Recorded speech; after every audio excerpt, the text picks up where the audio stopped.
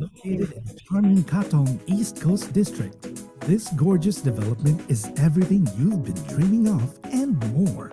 Discover a seamless integration of tranquility and accessibility at Tembusa Grand, situated within walking distance of two MRT stations, Dakota and the future Tanjong Katong. Plus, with the bustling city just a short drive away, you're never far from the action. Experience the essence of Katong living with plenty of good food and wellness activities to enjoy. This vibrant neighborhood is never dull and promises to keep you entertained. For families, Tembusa Grand is surrounded by a plethora of reputable schools, offering you peace of mind that your children will receive a top-notch education. And with myriad recreation facilities surrounding the development, there is always something enjoyable to do for residents of all ages. Indulge in luxurious living with a home next to a magnificent landed estate. The breathtaking view of the surrounding is truly majestic and awe-inspiring, providing a sense of exclusivity and tranquil lifestyle like no other. Tembusa Grand features 638 units, each efficiently designed with your comfort and convenience in mind. With a joint development by two reputable developers, CDL and MCL Land, you can trust that the quality of the building and its amenities will be top-notch. Don't miss out on this exclusive opportunity to own a unit at Tembusa Grand. Call your preferred ERA salesperson today to find out more and secure your dream home today.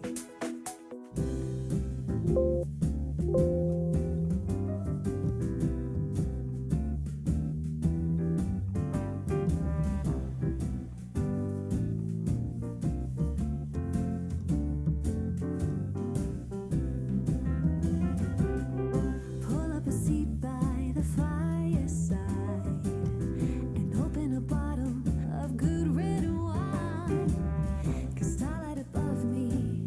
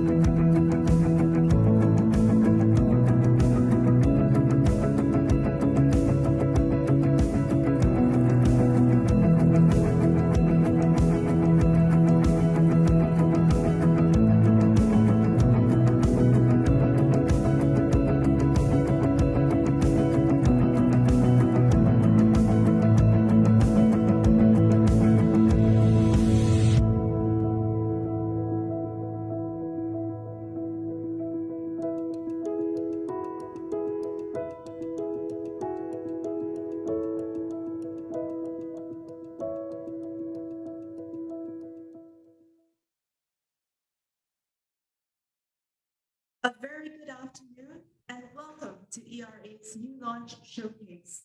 My name is Veronica, and it's a pleasure to spend this afternoon with you as we start our two-day program covering hot topics relating to real estate investments and developments, including 8 new projects you'll want to learn more about. Helping us navigate the often confusing real estate landscape in Singapore and to answer all of your burning questions, we have with us Executive Directors of Agency, Rainer Koh and Eugene Koh, District Division Director Alfie Lau, and Senior Group Division Director Ben Lim with us. In addition to addressing today's popular topics in real estate and property investment, our leaders will also share their insights and expert tips on Tembusu Grand, the Continuum, Blossoms by the Park, and the Arden. Do look out for our QR code, which will pop up once during each of our 4 sessions this afternoon. Scan it and enter our lucky draw because you'll stand to win a $500 staycation voucher. We'll do the draw at the end of this afternoon's program, so please stick around and we wish you the very best of luck. But for now, before we begin with our very first session this afternoon, we'd like to invite Ms. Doris Ong, Deputy Chief Executive Officer for APAC Realty and ERA Singapore, to say a few words. Doris, please. Thank you, Veron. A very good afternoon to everyone tuning in. And thank you for taking time out of your busy schedule to join us today. We are looking at 8 popular new launches today and tomorrow that you may be considering to invest in, whether you are purchasing a new home or looking to grow your investment portfolio. Understanding Singapore real estate market and keeping up with the changes in policies on how we buy and sell can be confusing. So at ERA, our goal is to be your trusted advisor in your property journey. And we also aim to help you better understand all the issues that will impact your decisions. And these are decisions that you require good expertise and advice. And at ERA, we strive to provide you a smooth transaction experience with our trusted advisors.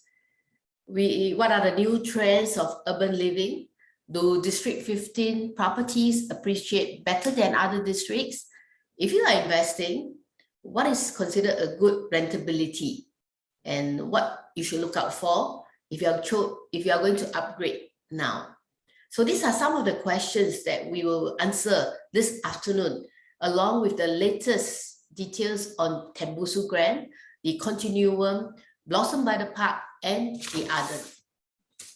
I'm sure you'll find these afternoon sessions with our leaders interesting, insightful, and most of all, useful. We look forward to being your trusted advisors as you search for your dream home or to increase your property investment portfolio. We thank you for joining us today, and I wish you an enjoyable and informative afternoon.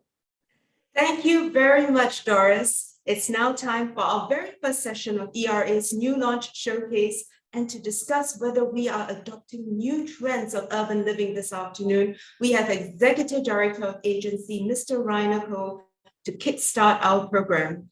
Hailing from a very humble background, Rainer was fueled with determination to succeed from a very young age, securing an FTC CFA scholarship, which is equivalent to a postgraduate degree in finance, where the pass rate hovers notoriously around or below 50%.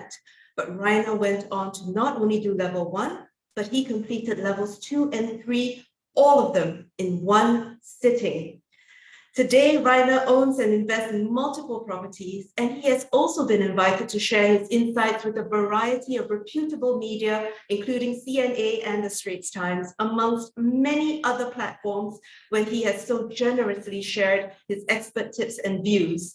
But ladies and gentlemen, for now, we have him with us. Please help me welcome Mr. Rainer Koh. Thank you, Veron. Allow me to on the video. So exciting to see so many of you here. Allow me to share screen.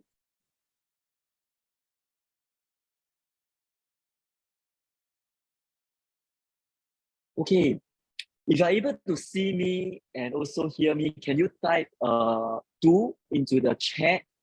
there's a chat and you can actually type to everyone so that all right, thank you so much.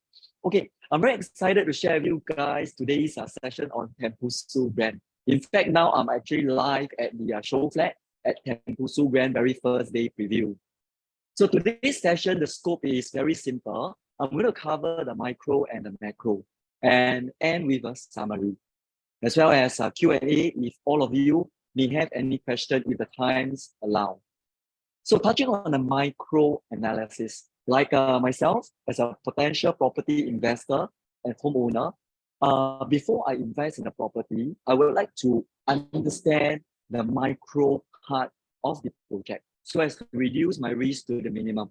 So the micro, I'll be covering from bullet number 1, the project information, all the way down to small details like residential concierge host features that the very project actually offers. Of course, to find out more, you can actually get any of our ERA trusted advisor to find out more at the preview show flat today all the way to 4th April.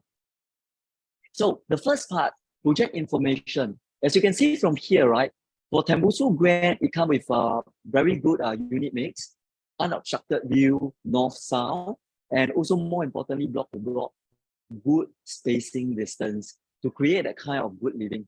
It comprises 4 blocks, up to a 20 to 21 story high, 638 units, and there's 80% of car parking, which is more than enough for most of the residents. Because 50% of the whole 638 units are actually small units, the 1 and the 1 plus study and the 2-bedroom and 2 plus study. And usually, if you factor in this group, generally a potential investor that will be renting it out to tenant. So as far as the car parking space is concerned, it is actually very sufficient. So this is the breakdown.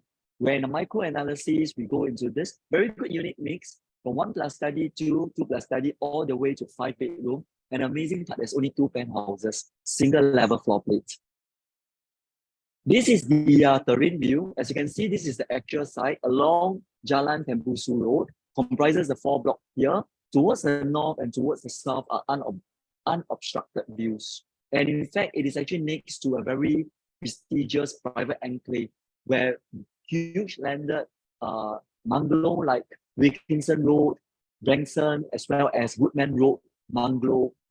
In fact, recently there's a transaction that actually achieved a 55.5 million, equivalent to a pricing, okay, of a D10 bungalow. Okay, why micro analysis we go into that is to share with you that the location.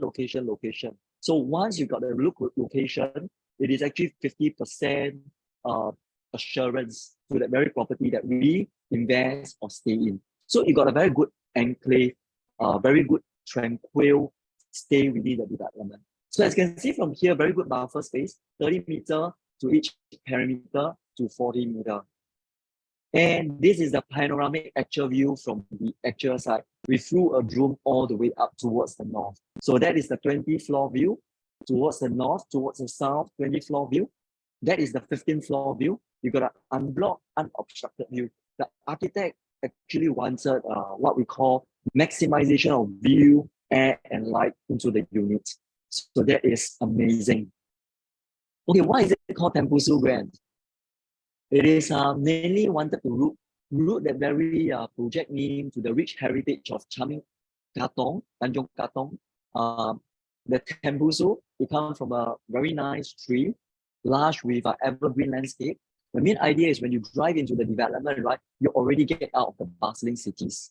And it's rooted to the origin, Tembusu, because the road is Jalan Tembusu. So as not to forget our roots, very importantly, while it leads to a grand, modern, prestigious, iconic development architecture that can stand the test of time. So that is the amazing inspiration of the architect. So you can see from this perspective here, a picture speaks 1,000 words. So let us imagine in the next 1-2 minutes to take a look at this majestic 4 towers that's residing at this particular site, Tembusu Grand. So the crown, as you can see from here, is actually resembles a very clean line of the Tembusu tree. And if you go into the actual show flat, you get to see a very nice, very modern curtain curtain wall that actually makes the whole development stands out. So it'll become an iconic landmark next time when you drive along this particular road called Jalan Tembusu. And this is the grand arrival hall. This is the nice 50-meter infinity pool, not one pool, but many pools. And this is the Lily Court. It's not one clubhouses, but two clubhouses. The facility is just superb. And that is the very level 5 gym where you can oversee a nice view, as well as the level 2 high ceiling gourmet kitchen where you can actually engage a chef to prepare the food for your loved ones. Co-working space for you to work in addition to working from home, and also entertainment area with good views, as well as nice place for you to bond with your family, to enjoy a nice party, as well as a very nice ambience area for you to bond, gym for you to keep fit, and that is the nice view that you see to the right. And that is the very level 5 facilities where the ladies can actually exercise the tone and master at the yoga studio. Kids play. If you go to this particular development, it's amazing. At the level 5, we got not one but two. An outdoor kids play area, as well as an indoor extended air-conditioned kids area where the papa, mama, akong, ama can bond with the toddlers as well as the children after a day's work. So as you can see from here, the spacing is huge. It's a 40-meter wide spacing, block to block, and a huge 125-meter from the left limit to the right limit, provided a very nice large garden as well as facilities view, so that we don't feel claustrophobic.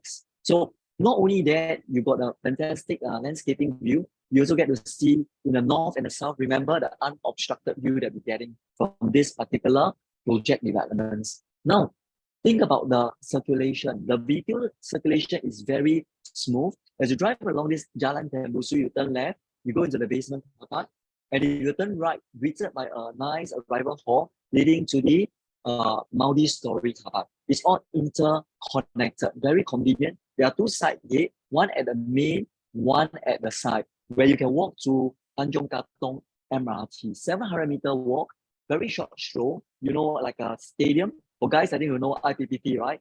It's about 1 round and 3/4 along that stroll all the way to the MRT station. So it's very, very convenient. And there are two common lifts at this area here. Let me shift the box a little. Okay.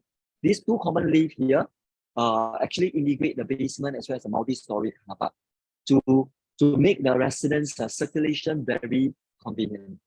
So the second part of covering the comprehensive facilities as well as the functional layout, that is touching on the micro part of the analysis. So as you can see from here, grand clubhouse to private dining area at level 2 with high ceiling, gym, yoga studio, kids play, co-working space. If you are unhappy or you are very happy, you can go to our karaoke pot to have a sing. And for the kids, right, Papa can actually bring their kids over to the gaming pot as well as book the function room, okay, for the loved ones to enjoy. So it's very, very conducive. So as you can see from this box on the left, first story, entertainment, karaoke, gaming, as well as functional room here overlooking a nice view. And on the right, on this square here, you get to see level 2, level 5, private dining area, observation deck for you to observe the whole, we call it a hero shot view.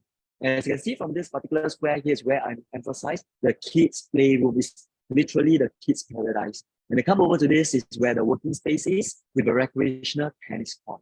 So it's just really amazing. The main facilities, the main idea is to curate the space focusing on people so that they can actually enjoy the facilities to build the most important bonding, the essence of living within the Tembusu brand. That's what the architect wanted to achieve. So these are the nice facilities, entertainment room that you can continue to enjoy it, where you can sing your hearts out at this karaoke pot. So that is that very feel that you can get to see. And this is the yoga studio where the ladies can tone their muscles. And how about the unit distribution and the unit layout? It's a very good mix of unit layout. Generally, just remember in the middle stack of the tower are generally a small unit, the 1+ study, the 2 bedrooms and the 2+ study. Corner units are all the 3 bedrooms and above. So the corner units got the privacy, and the 4 bedrooms are all facing towards a huge, nice internal facilities. As you can see from the purple color here, as well as the 5 bedroom, there's only 2 limited stack, the E1 the E type, type E1 type. There's only 2 stacks, 5 bedrooms. And the penthouse, as you can see from this red line here, right? It actually combines the 5 bedroom and the 2+ study. Single level floor plate. So it's very rare for you to get to see single level floor plate penthouse with a very good 2,600 and above size. And very quickly on the layout, very functional, 1+ study. You got 2 concepts. One is integrated with the master, and the other one is actually for the purpose of a multi-purpose use. So you got the best of the both worlds for you to choose from for the 1+ study. And how about the 2 bedrooms? You got a dumbbell unit, very efficient. And when you walk in, right, you already can actually feel the space, right? And all the common rooms are able to fit easily king size bed, and the master bedroom easily king size bed. You really must come to the show flat today, okay? Either today or in the next few days, because the furnitures are really super. But the word is very hard to describe. You have to feel the feel, okay, to come over to this very show flat with you in the next few days if you can. And the 2+ study, there will be an additional study area. You know, working from home is now becoming popular, especially when COVID actually happened in the past few years. So for the 2+ studies are all facing towards the inner facilities, as you can see from my cursor here.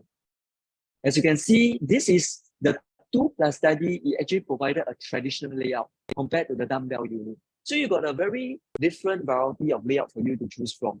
You can actually use that to suit your personal preference and also your personal lifestyle. And as you can see from the arrow here, the 3 bedders are all the corner unit with good privacy. All the important component, you are able to see good views. And for this 3 bedroom, guess what? It comes with a very nice dry kitchen. And the wet kitchen are naturally ventilated. And the 3+ study, we come with an additional study area, as well as the yard area and also home shelter.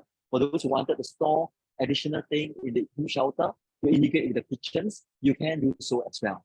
So that's the key difference for the 3+ study. How about the 4 bedrooms? I want you to observe the circle line that I drew here. It is super spacious. The good news is you can come over to this Tembusu grand show flat to see the very nice show flat, to feel that space for yourself. And you got this additional bedroom 4 as well, for you to have the additional room to double it as either a additional storage, wardrobes, hobby room, etc., depending on your family setup. And amazing good size 5-bedder. And the 5-bedder and the 4-bedder come with an integrated dishwasher. And a point to note for the 5-bedroom, right? Early in the morning, you don't need to mad rush because there's a his and her sink as well, so that you can just use it efficiently. And most importantly, if you go to the show flat, very small, very thoughtful design, like even the toilet paper is being recessed, so that when you are doing your showering, all this, the water, the toilet paper won't get wet. So many other small little curated, thoughtful things are being provided for with the daily use, with the user daily rituals in mind. So this development, even before it is completed, it already won an award-winning BCA Green Mark Platinum Award. What does that mean to you?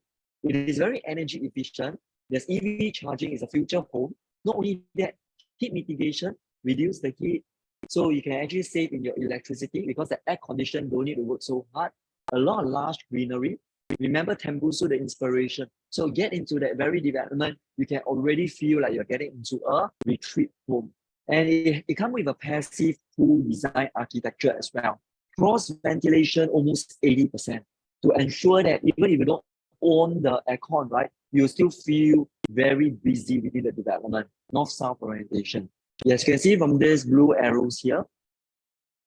Okay, and also energy efficient 5-tick for the elements that is being invested into the very development, and the EV charging as well. Okay, generally the award-winning landscape consultant, what they did is they first analyzed the land plot. They put on the 4 majestic tower over the landscaping to make sure that the landscaping actually create bonding activities. So that is the inspiration, the thought behind. They come with 4 zones: arrival, splash, serenity, and also the adventure and respite zone. Let me get into this very first part of the arrival zone. So when you drive into the very development, you'll be greeted with a posh arrival, we call it arrival experience. And this arrival experience comes with a nice cascading water on the left. And once you turn over to the right, you get to see a long garden and also a very peaceful, nicely curated sculpture to give you that feel of the subtle luxury. And 50-meter light pool for you to enjoy at level 1 facilities, water lily, courtyard, and also all the way leading to the very nice, huge clubhouse. Not one, but two. Line up with two, we call it a greenery garden on both sides. As you can see from this perspective here, to give you that feel of that very tranquil feel while you're enjoying the nice swim. And this is the gym at the level 5 for you to overlook the nice view. And this is another view, and that is the cascading water view. Okay, to let you feel very, very peaceful within the whole development to recharge. Okay, to recharge, to reflect. And the level 5, you got a huge long garden as well, lined up with trees on both sides, as well as yoga studio for you to enjoy. And that is the very pavilion, come with a nice ceiling fan, electrical grill for you to bond with your good friends over a nice chill beer for you to enjoy. At the same time, Papa, Mama bring their kids over running here. Okay, if you are already a little bit sweaty, you can even go into the, get a towel to dry the sweat and get into the indoor play area as well. So there's 2 play areas, not one, but 2 play areas for you. So generally speaking, there are plenty of pools, not one, but plenty of pools. It's a nice 50-meter Olympic pool. And now let's take a look very quickly on the thoughtful luxury design for the 1 to 3 bedrooms and the 4-bedroom, 5-bedroom, as well as the penthouses. So for the 1 to the 3 bedrooms is contemporary design. So as you can see from the full color scheme is to bring out the contemporary feel. And generally the architect wanted to have a different variety of profile client. Generally, based on experiences, these will attract the younger contemporary executive groups. So feel the feel on the finishes. You really must come. Only highlight the key features, master wardrobes, common room is all full. You get to see this very full height cabinets. Maximization of storage area. If you come into the show flat, you get to see small details like the metal handlers and even the what we call the Mannerline finishes. Okay, and also setting glass finishes for the very, very thoughtful interior design. These are all the small little things. Not only that, you get to see very nice 2-bedroom unique kitchen as well as a 3-bedroom unique kitchen. Come with a very tasteful big format tiles as well as the backsplash with a naturally ventilated kitchen for the 3-bedder. So you can already feel the small little luxe luxury. To point out also, as you can see from this basin here, right, even at the common bar, right, it comes with a quartz material. So can you imagine, come with a nice quartz quality material. And if you see from my cursor here, you see the small little white color here, is what I mean by the small little, the toilet paper is being recessed over this area here, small thoughtful design. So as to make sure that the toilet paper doesn't get wet very easily. And how about the 4 and the 5-bedroom? They focus on the warm, very warm, subtle luxury scheme.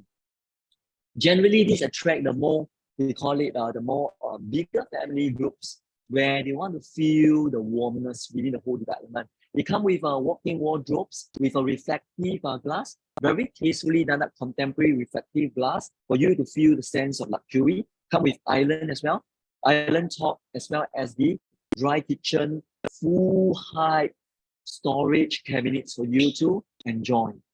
And you can see is the his and the hers, the master. So early in the morning, there wouldn't be any mad rush. And if you come to the show flat, you get to see there's actually a built-in lightings. Here you may not be seeing it too obviously, but if you come to the show flat, you get to see a very nice built-in lighting even for the bar, for the master bath area here. Here is this part. I hope you can see it a little. Okay, to define the nice curated interior design. How about the interior provision? They come with a very, very distinctive walk-in wardrobes for the 4 and the 5 bedrooms, full cabinets to just recap for the 3, 4, 5 in a dry kitchen, and an island counter for the 4, 5, and as well as the penthouse unit. Kitchen, it all comes with a melee, cooker, cook and hob, And also very quality provision of repair fridge as well. Integrated dishwasher for the 4, 5 and the penthouses. Very luxurious sanitary ware fittings. Hands Grohe and Gerberates, all from Germany, Italy, and for you, quality finishes so that you can actually enjoy and make sure that all this, if you take good care of it, it will be very, very durable. How about the master bath? 4, 5 and the penthouses come with a 2-counter wash basin to just repair yourself and fitted with a very special bra black chrome finish. So let me shift the box a little bit up. All right, as you can see from here, these are the kitchen provision. A picture speaks 1,000 words for you to feel the provision over here. And how about the other bath provision? Hands Grohe and also Gerberates. It is also a home where everything is at your fingertips. You can just download the app. So internet, so you got internet, Wi-Fi, okay, Wi-Fi connected, camera, internet, as well as you can actually keep your camera for security. You can remotely control your air condition, digital lock, as well as the lighting. Everything is very convenient for you. And the interface is very easy for you to use. So everything that relates to the condo living, home, and life. And as you can see from this app here, it's connected to the guardhouse, to your visitors, all the way back to your handphone. And very high security, where the identification of the car plate number will also be identified. So safety is important for the family. And amazingly, for Tempusu brand, okay, the concierge host is something that I want to bring out because our mission, you are their purpose. It's not about the facility, it's about you, the residents and the guests. And the resident and the guests, right, you get to enjoy all these services.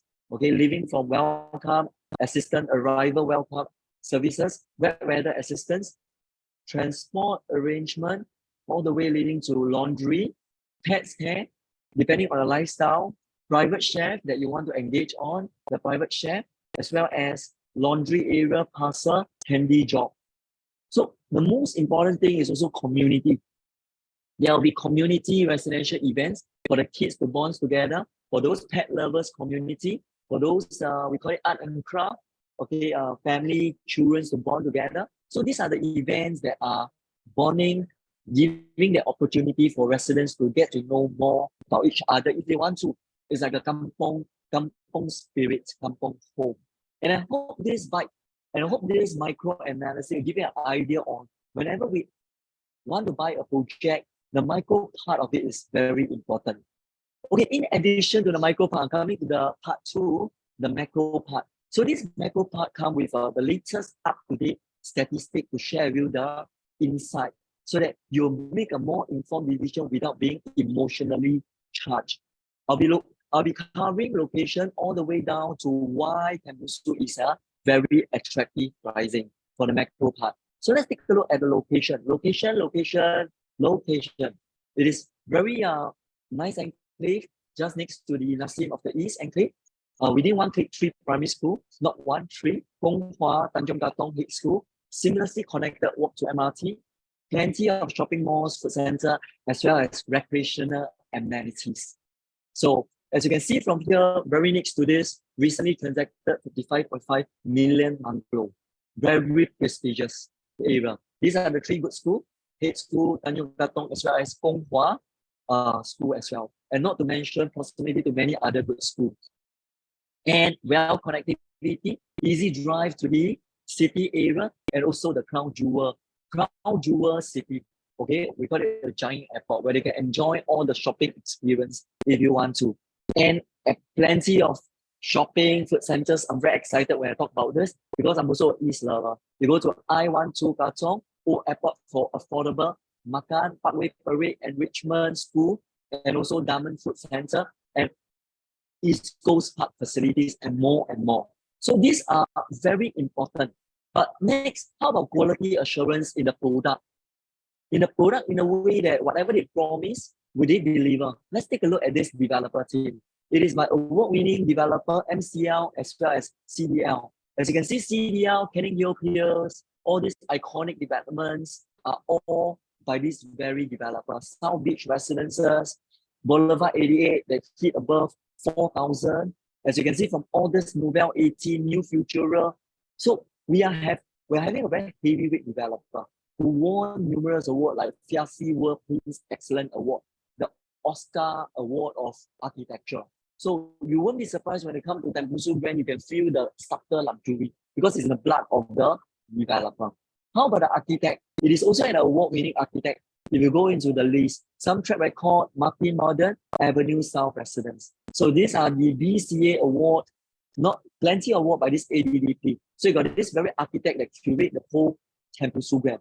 Not only that, the builder is also award-winning. So the builder track records has plenty. As you can see from here, Avenue South, Claiborne, Copa, and Newton. So you got this very builder that won award for all these particular award-winning projects. Last but not least, the landscape consultant analysis. So you can see the landscape consultant, numerous award, laundry list, huge laundry list, 2022 award, just 2022 awards, you can see all this. So these are all the very beautiful landscaping, depending on the teams, okay, that are being assigned and the inspiration of the architect. You got a strong team.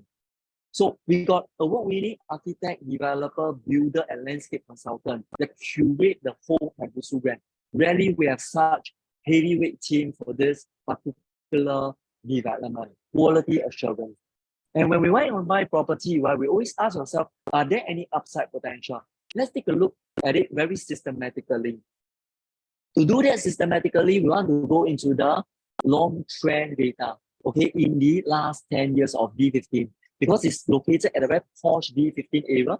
And in the last 10 years, the RCR city fringe location hit about 28% return. The D15 is about 43% return. And what does that mean? If the history were to repeat itself, right, chances is very high that Tembusu Grand will also earn equivalent return. Okay, we even analyze all the way down to the neighbor, and the neighbor also consistent. It earns about 65% as well. To put it very simply, just imagine now if you are thinking about buying a Rolex watch or maybe a B watch. If the Rolex watch in the past 10 years you a return of say from a 20K to 30K earn 10K, chances is high that if you just want to focus on data, non-emotional buying, we will buy Rolex watch. Why is that so? Because Rolex watch last 10 years allow us to earn 10K. So if the history repeat itself, it's safer for me to buy Rolex. So using the same analogy, I'm using it in a very simple way to use it for the property investment, using very neutral data that's being easily drawn out from the URA. So as you can see from here, right, you can see positive, positive, positive.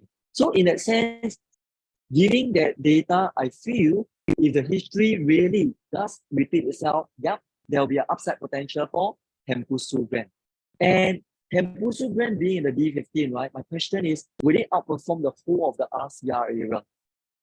The answer is, I don't know then. But when I go into the big data analytics, it shows that it does in fact outperform. So generally speaking, the demands are popular in D15 among the whole city fringe area. So buying this for long term is pretty on the safe bet based on the latest data analytics. Master plan is another macro analysis is important. Why is that so? We want to know whether the government has any plan for the developments. And yes, there's the East Coast plan, Kallang Alive plan, Chine plan, as well as the Round Island plan. So looking at this picture, these are all public data that you can go into the URA.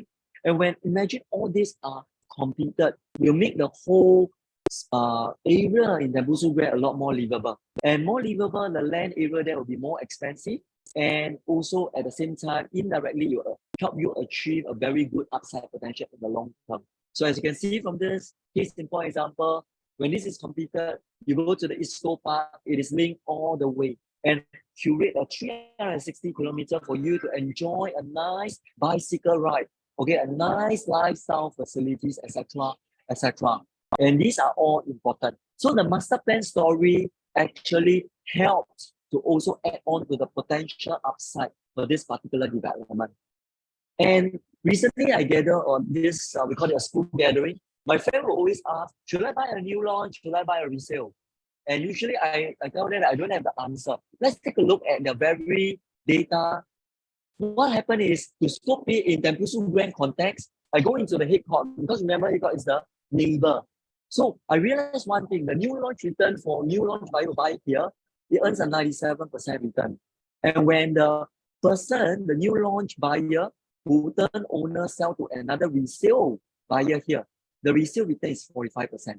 So in this sense, the new launch return appears to be higher for the neighbor. How about the Shaw residence? Another data point. It is consistent. The new launch return is 39 versus 26.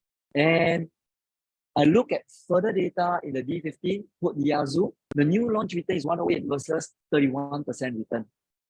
So to answer my friend during the gathering, I'll say that, hey, if return is important to you, right, purely not let emotions sway you, looking at the big data analytic in the context of Tembusu brand apple comparison, it does show that the new launch return is higher. And if a return is important to you, important consideration, yes, then yes, new launch will be more appropriate in your context. If you don't need an urgent home immediately, if you are able to delay your gratification, that is where you'll find a higher return in new home. And the next very interesting question that we often ask ourselves, should I buy a 99-year lease or should I buy a freehold development? Anyone have this common question in mind? So let's take a look at the big data analytic. Which one is better? So I would not say which one is better. It's more, it really depends. Okay, it really depends. But if you look at just pure the data, the latest data analytic from 21-3 all the way to 2023 currently, the 99-year lease return is 60% versus the freehold 39%. And also for the 10-year return analysis for the whole of RCR, okay, it's 29% higher than the freehold return. So it shows big data analytic in the context of Tembusu Grand RCR, CD3, as well as the D15. It shows a consistent result that the 99-year lease does have a higher return. And then, very interestingly, if the return is important, and if you don't need an urgent home, and if you can delay your gratification, because a lot of rich people, they always taught us the wisdom of being able to delay gratification. Then if the return is important, then yes, new home, Tembusu Grand, sounds like a good practical home for you for the very first one. If you're holding it as a first owner for the next 5 to 10 years. And I want to analyze even deeper analysis. Let's take a look at a low land cost analysis case study. Currently, very interestingly, I actually see out the whole data in the whole of RCR. Currently, Tembusu Grand has a low land cost advantage of 1,302 per square foot per plot ratio compared to the other of the low land cost, the former Euro-Asia 1313, Terra View 1318, Pine Grove 1318, Bukit Timah 1346, 1343, and Diamond Grand, I call it Diamond Road 1351, former Lavelle 1477, and the Continent 1488, and the latest one, the Mania Park 1668. You got a very good safety margin, very high safety margin, 1668 minus just the land cost alone. You got a good safety margin of almost $370. So it's not only have upside potential, but purely from the low land cost, Tembusu Grand is a rare opportunity. Putting all together, this is the whole land developer, as well as this is the low land cost advantage. But not all. Let's take a look at the case study as well. Looking at the land deed on the east area, Bedok Reservoir, as you can see from here, Eco, the Glades, as well as the Seneca, all in the east area. We realize one thing: when the land cost is low, there's a strong correlation that the launching price is low as well. You see 1106, 1187, 1489, all the way leading to 2089. Putting it together, looking at my blue color line, can you see the blue color line? Very simple for you to understand. Low land cost has a strong correlation in this context, low, very reasonable launching price.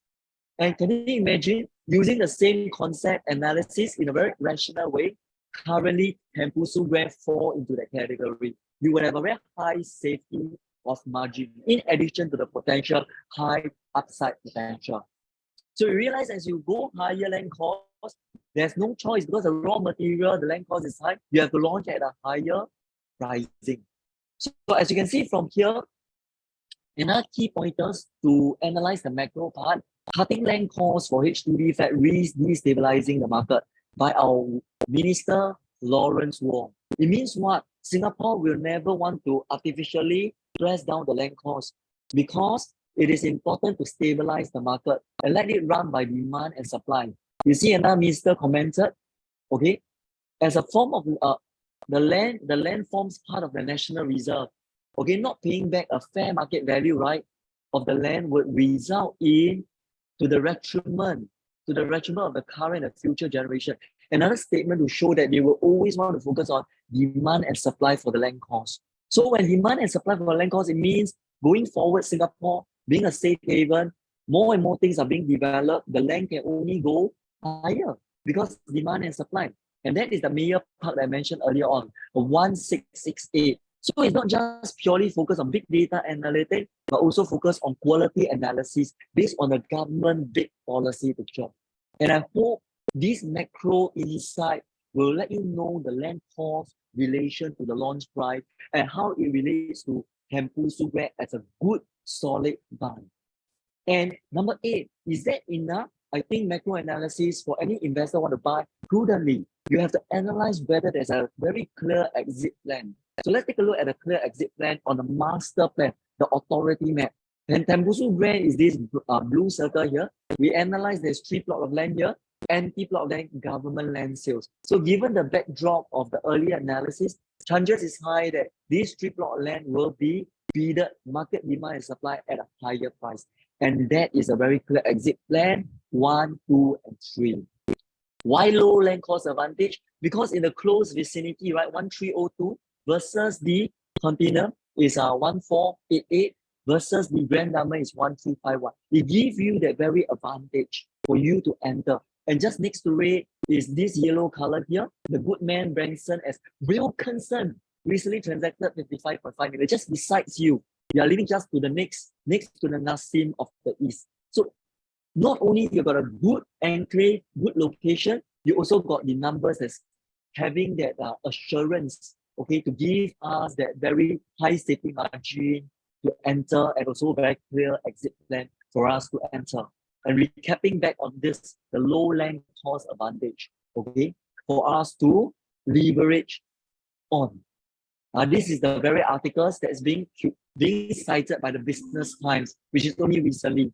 Wilkinson, the Nassim of the East. So it's not curated by me. Okay, it is actually reflected in the recent business article, Business Times article. Rentability is important. That is another macro analysis. We must compare not the asking price to be conservative. We want to compare the transacted prices. For the 1 bedroom, it's about 4,002 to 4,004. For the 2 bedroom, it's 5,008 to 6,002. Very short away, the shore residence. Very dated, updated transactions. And how about the 3 bedrooms and the 4 bedroom? Very strong renter, 7,000 to 7,002, and as well as 7,005 to 8,003 for the 4 bedrooms. So rentability is very high. Putting it all together, it takes these boxes as well. How about should I buy a big or small unit? Using the very apple comparison, the 1 bedroom recently, okay, it's about 134K capital appreciation. 2 bedroom, 250K. These are all actual transactions. 3 bedroom, 308K, as well as 628K for the 4 bedrooms. Putting it together, it does shows that the rich get richer because generally the rich are able to buy the big unit. So the insight does shows that buy as big as you can, but as prudently as you can. I would say that focus on the first home as a practical home. And then once you earn the money on this small little practical home, then you advance to your dream home. It's a very, very safe route of your property wealth creation journey. And of course, today, everyone is thinking about a high interest rate environment. Yeah. So my friend actually asked, hey, Rainer, should you be buying now? Because the interest is high. I told her I don't have the answer. So let's take a look at the big data analytics and observe the long-term trend, okay, in the past 12 to 13 years. So for this whole busy chart, I'm going to break very complicated thing into a very simple way. As you can see from this blue line is where all the interest rate trend is. I realized one important insight. When the interest rate is low, And when the volume is healthy, represented by the green bar, there's 3 data points. Healthy average volume, low interest rate. When the interest rate go all the way up, healthy average volume. You see another data point, rising interest rate but healthy volume. What happened when this happened? You put the price of the Singapore property price index there. This is an important insight. When the interest rate is high, the price will still go up so long it fulfill one important ingredient, which is the healthy average volume. Healthy average volume. So the question is, should I enter at high interest rate? Answer is yes. If we have very good reason to believe there's healthy volume. So let's take a look at the very factors that contribute to the healthy volume. The recent article shows Singapore is a safe haven as the world gets more uncertain. Healthy volume. The borders are easing. Healthy volume because more foreigners will come to Singapore to buy property. Second, mass market condo. When a condo become more expensive, when they exit their condo, they got more money. They will either right size or upgrade. Healthy volume again. And most importantly, it's supported by very firm fundamentals because the buyers who bought in the past few years all take very little loan. And the recent big macro picture, the CPF ceiling height is going to be raised. So when CPF ceiling height raised, more CPF money. More CPF money means what? More will be spilling over into the property. Another way to contribute to the healthy volume. How about the HDB prices? All the way recently, it has been steadily going up. So HDB upgraded form a huge market for the OCR and RCR condo. And this actually also contribute to the healthy volume. Remember, healthy volume, high interest rate, the price will still go up. And these are all the recent very dated articles. And most importantly, there's no speculation. There's no bubble. Because, why? Because it is at a very strong fundamentals. And these are important insights. Ultra wealthy individuals in Singapore globally and in Singapore continue to go up. It is a beginning step. When a rich family, wealthy family come over, they don't just come alone. They come with their lieutenant, their generals, okay, to buy property. For those who don't buy, they rent. And in return, help to boost the rentability. Again, healthy volume. So you put all this together, fixed investment, a lot of money coming into Singapore, flooded with liquidity, 11.8 billion, and going to expand 17,000 jobs. Executive come over, healthy volume, they want to buy home, they need to rent a place, healthy volume again. And ultra individual, setting up family office. And Chinese are eyeing Singapore because they want to park their wealth. Something happened in China, all their wealth will be confiscated. They want to make sure they park a little money here. And a little bit is a lot of money in Singapore. You see, coming over, and that is the beginning. Singapore, very resilient currency, healthy volume again. I just cite you one important case study. 10 years ago, one of my clients actually bought a 1 million Sing dollar property, Malaysian Chinese, only spent about 2.3 million ringgit. Now, even if the property don't appreciate, just 1 million Sing, you know, you can exit 3.3 million ringgit because of strong Singapore dollar currency. So can you imagine currency appreciation, capital appreciation, and most important, preservation of capital. And this is a very important factor that will contribute to the healthy volume again. And I hope this important insight will give you a fresh perspective. Rising interest rate, healthy volume, price will still go up so long you buy for long term prudently. And most importantly, with high interest environment, I want you to think for a moment, developer will be very reasonable in their pricing strategy because they want to make sure that okay, it is very, very reasonable so that to buyer, it become a very small, rare opportunity for them to buy because they're buying at a very, very good pricing. Next, how about the cooling measures? Government cooling measures. Should I wait or should I enter? Because recently government has another cooling measures again. To answer that very quickly, in this very busy chart, we analyze the past cooling measures. The very first cooling measure is 3 plus 3%. Second, 3 plus 7.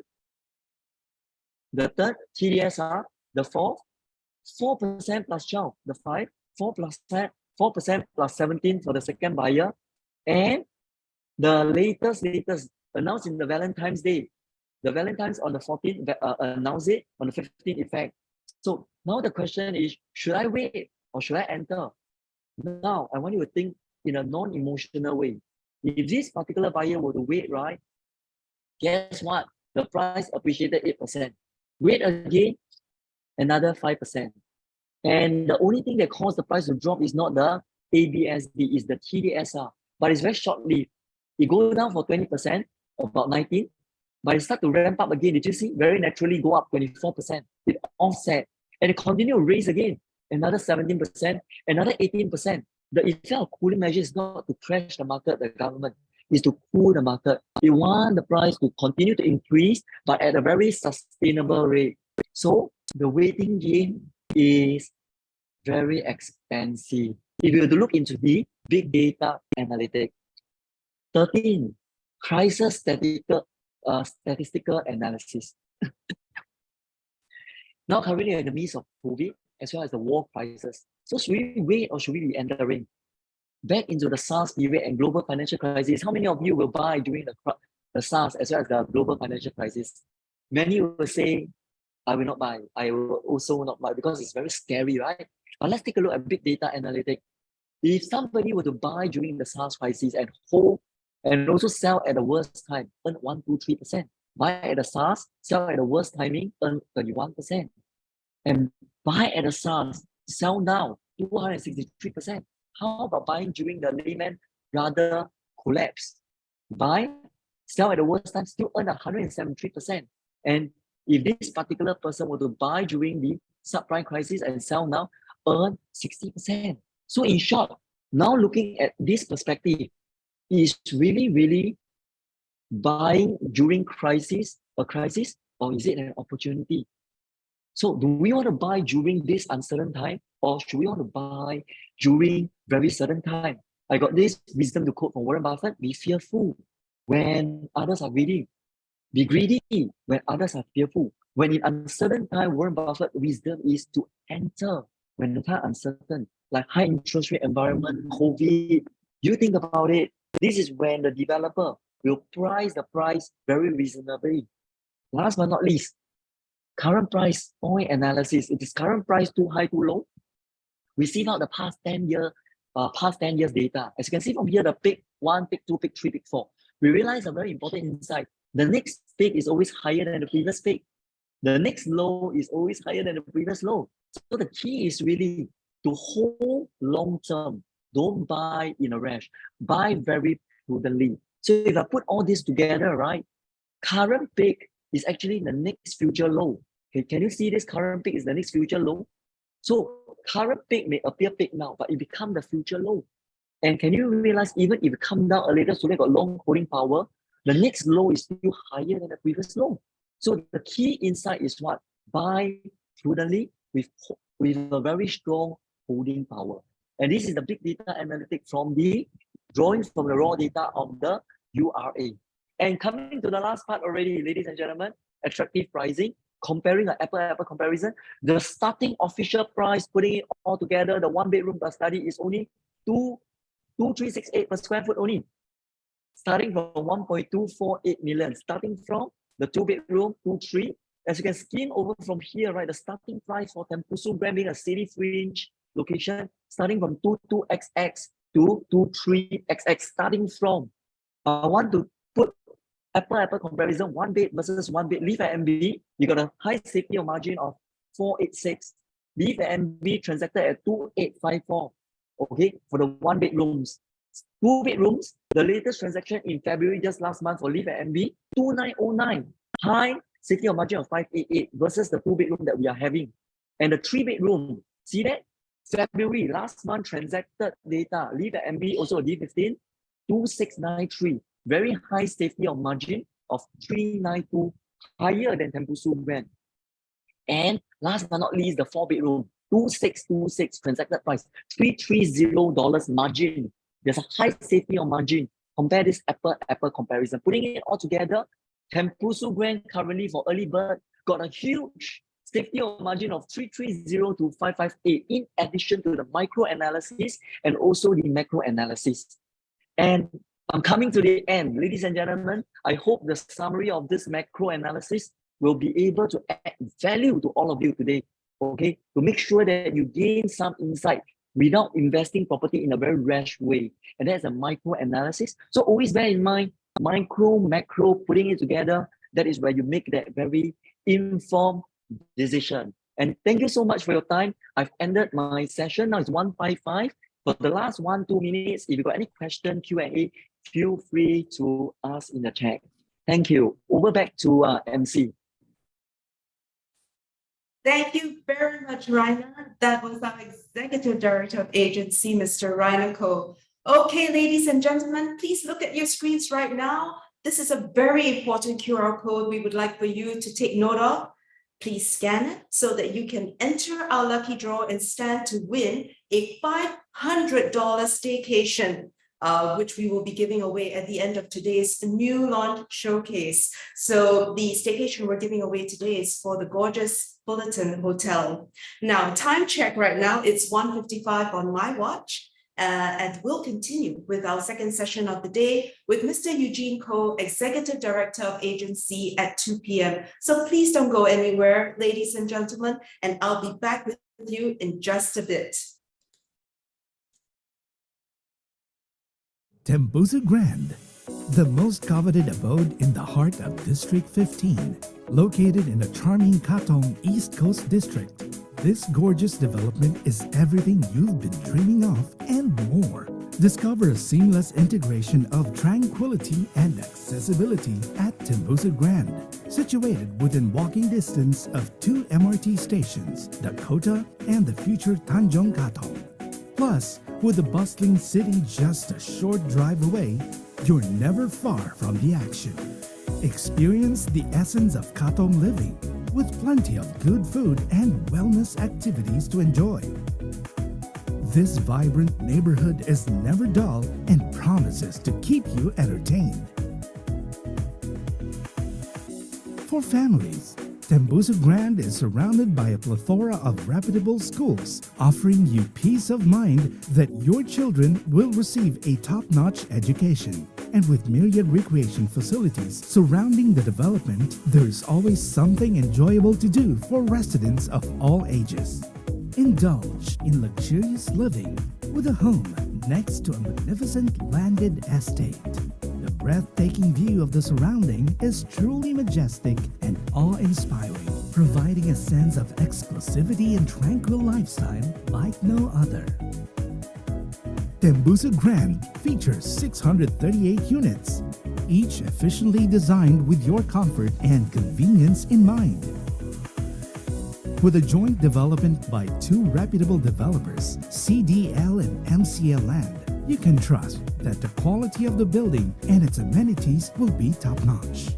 Don't miss out on this exclusive opportunity to own a unit at Tembusu Grand. Call your preferred ERA salesperson today to find out more and secure your dream home today.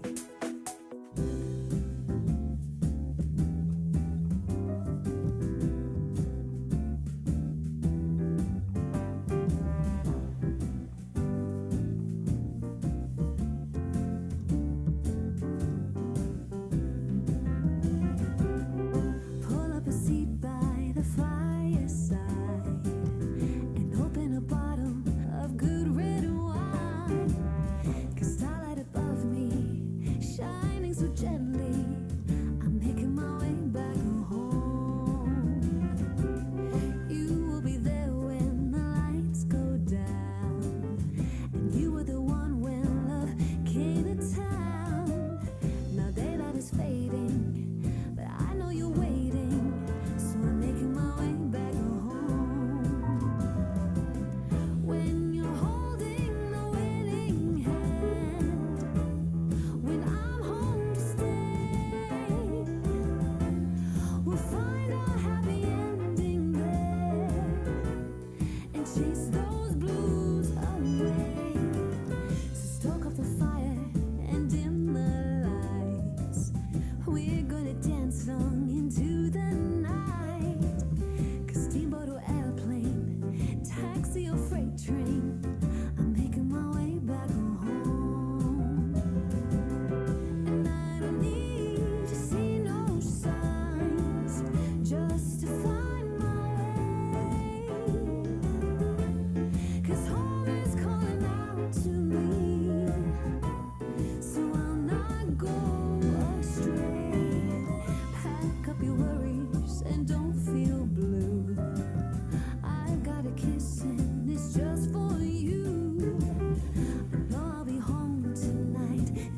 busy city lights. I'm making my way back home.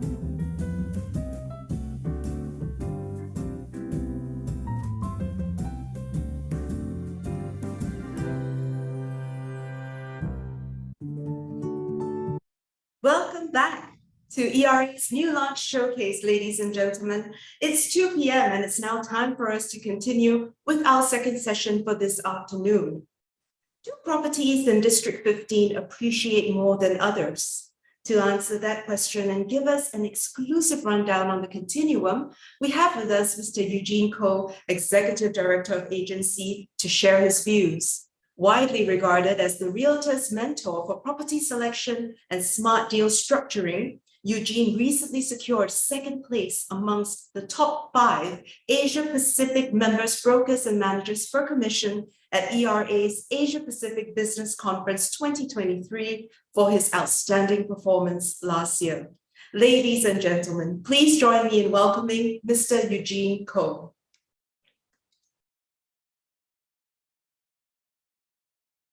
Okay, hi everyone, Eugene Ko here. So before I begin, is a short disclaimer for you to read through. So basically everything shared here is the views and opinion are believed by us to be reliable. Okay, just read through this disclaimer as usual. Okay, so today we'll be touching on an upcoming freehold development, the Continuum, 816 units located at Tanjong Katong, which is just a few hundred meters away from the current Tembusu Grand launch. Okay, and of course, this is freehold. Okay, this is a freehold development.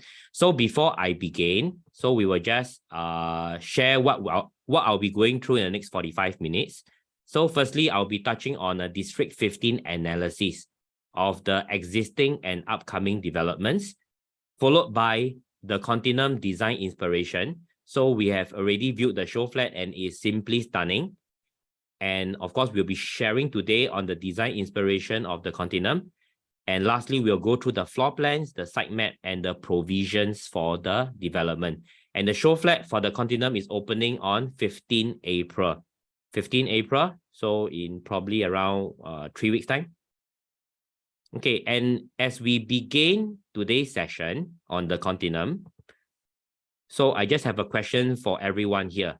How many freehold developments are there in District 15? District 15 meaning all the way from Eastern Lagoon 2 on the Upper East Coast side to Marine Parade Road, Upper East Coast Road, part of Upper East Coast Road to Telok Kurau, to Chuchet, to Marine Parade, all the way to Amber, Mayor area, and also Tanjong Ru, and Tanjong Katong, of course.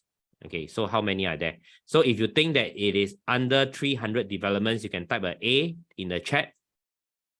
300 to 400 developments, you type a B, and C for 400 to 500. Freehold, only freehold developments. And lastly, if you think that it's above 500, you can type a D. Okay. So you can type.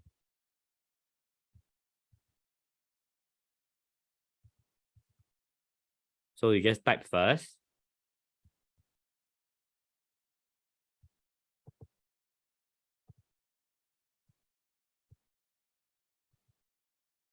Okay, so we have most A. So we just give some time for the rest to type in. A and B. Okay.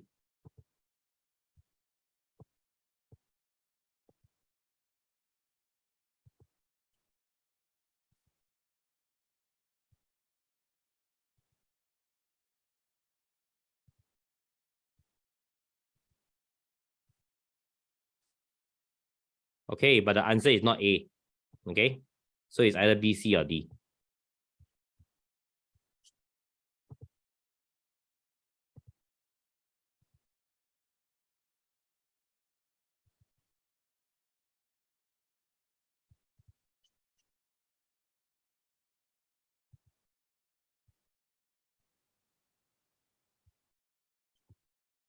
Okay, so thank you for typing all in the chat. So basically, we see that we do have A, B, and C.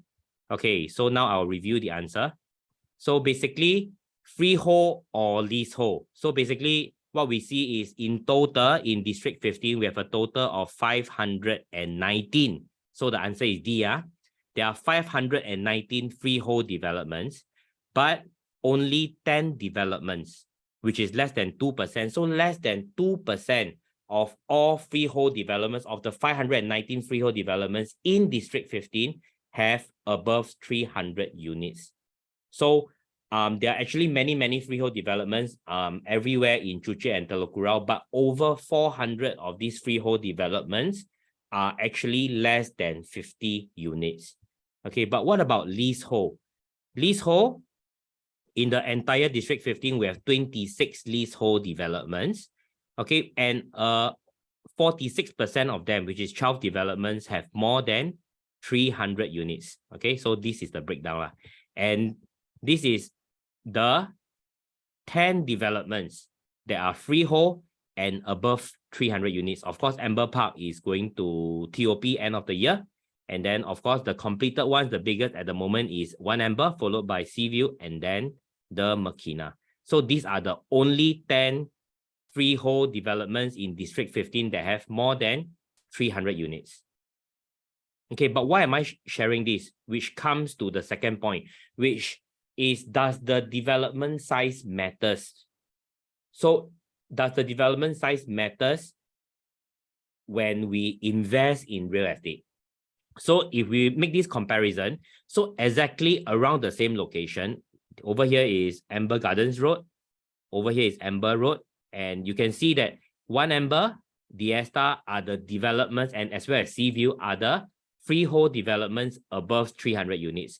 And we, in the same area, we have some smaller size development like Cape, Aristo, and Vertis. These are the smaller size development, less than 100 units. So let's see their price performance. So when we, and these are the, and their age is roughly the same. So what I'm trying to do here is I'm trying to eliminate the age bias, whereby somehow the newer developments perform better, and I eliminate the location bias. Even in the same district, there are different areas from Upper East Coast to East Coast to Marine Parade to Telok Kurau to Joo Chiat to even Tanjong Katong Road, Tanjong Ru, Mayor Road, or Amber Road. Okay, so these 6 developments are all located in the Amber locality. But the one difference is their average age is around the same. In fact, maybe for the freehold development, it's slightly a little bit older.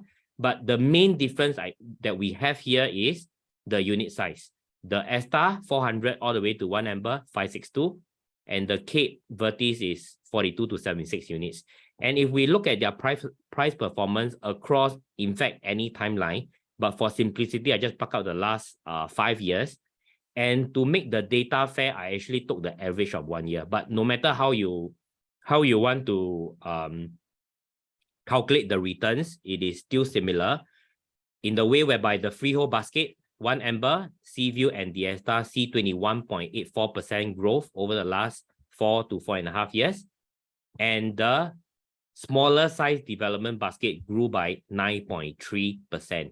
In fact, this is a common phenomenon not only in District 15, but even if you draw this study in other location, you will find one similarity is that the number of transactions in a development is very positively correlated to the price appreciation. So, which is why when we draw out data of District 15, especially freehold against 99, what we actually see is that indeed leasehold developments do perform better, but that is because the basket of freehold developments only have 2%. Only 2% of freehold developments is above 300 units. Okay, but when you take out the size bias, you will find that both freehold and leasehold developments, as long as they are sizable, they have similar price appreciation. Both freehold developments and leasehold developments, you can actually invest. Okay, but it's just that the development size, which is a big factor to the number of transactions. So the question is, why is that so? How come we need transactions to to have more price appreciation, right? Because if a development have more transaction, it is easier for the valuation to go up.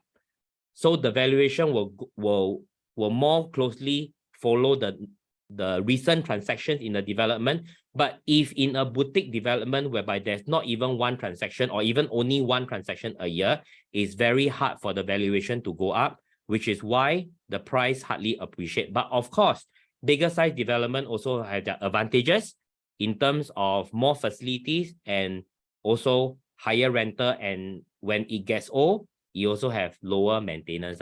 So these are some of the reasons why larger size development, but this is a generalization only, but there's bound to be some outliers. Okay.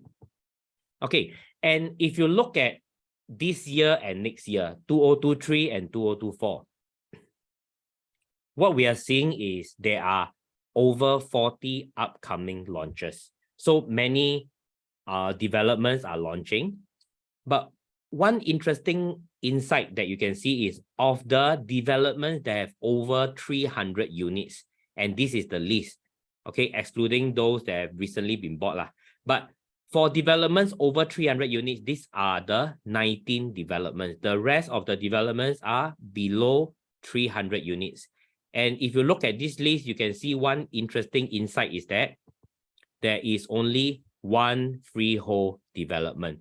So the supply coming in the market are primarily 99-year leasehold, and the Continuum might be the only sizable freehold development launching even in 2023 or even in 2024. So it's very rare.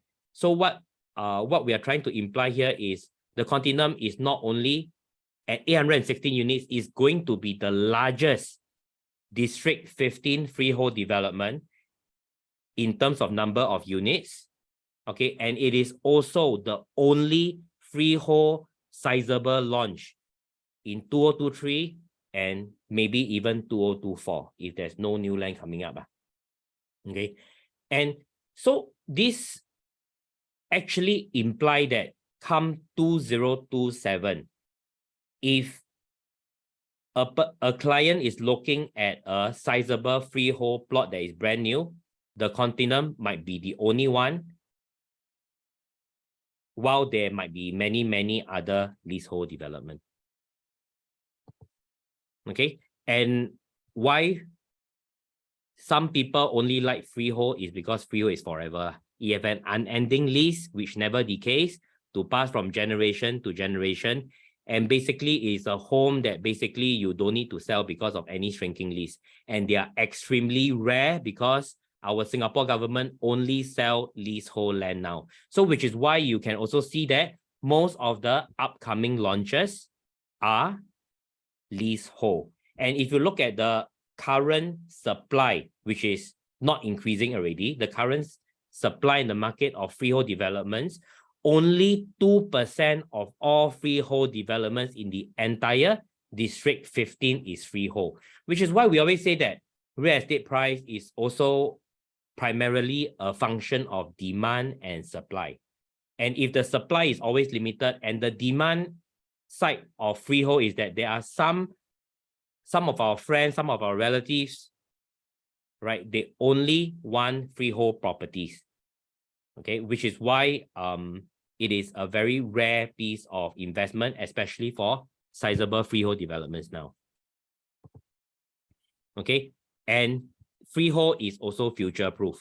Like you can see articles in the recent few years whereby, you know, not all HDB flats are generally leasehold, will become eligible for SERS, and the development charge for en bloc is getting higher.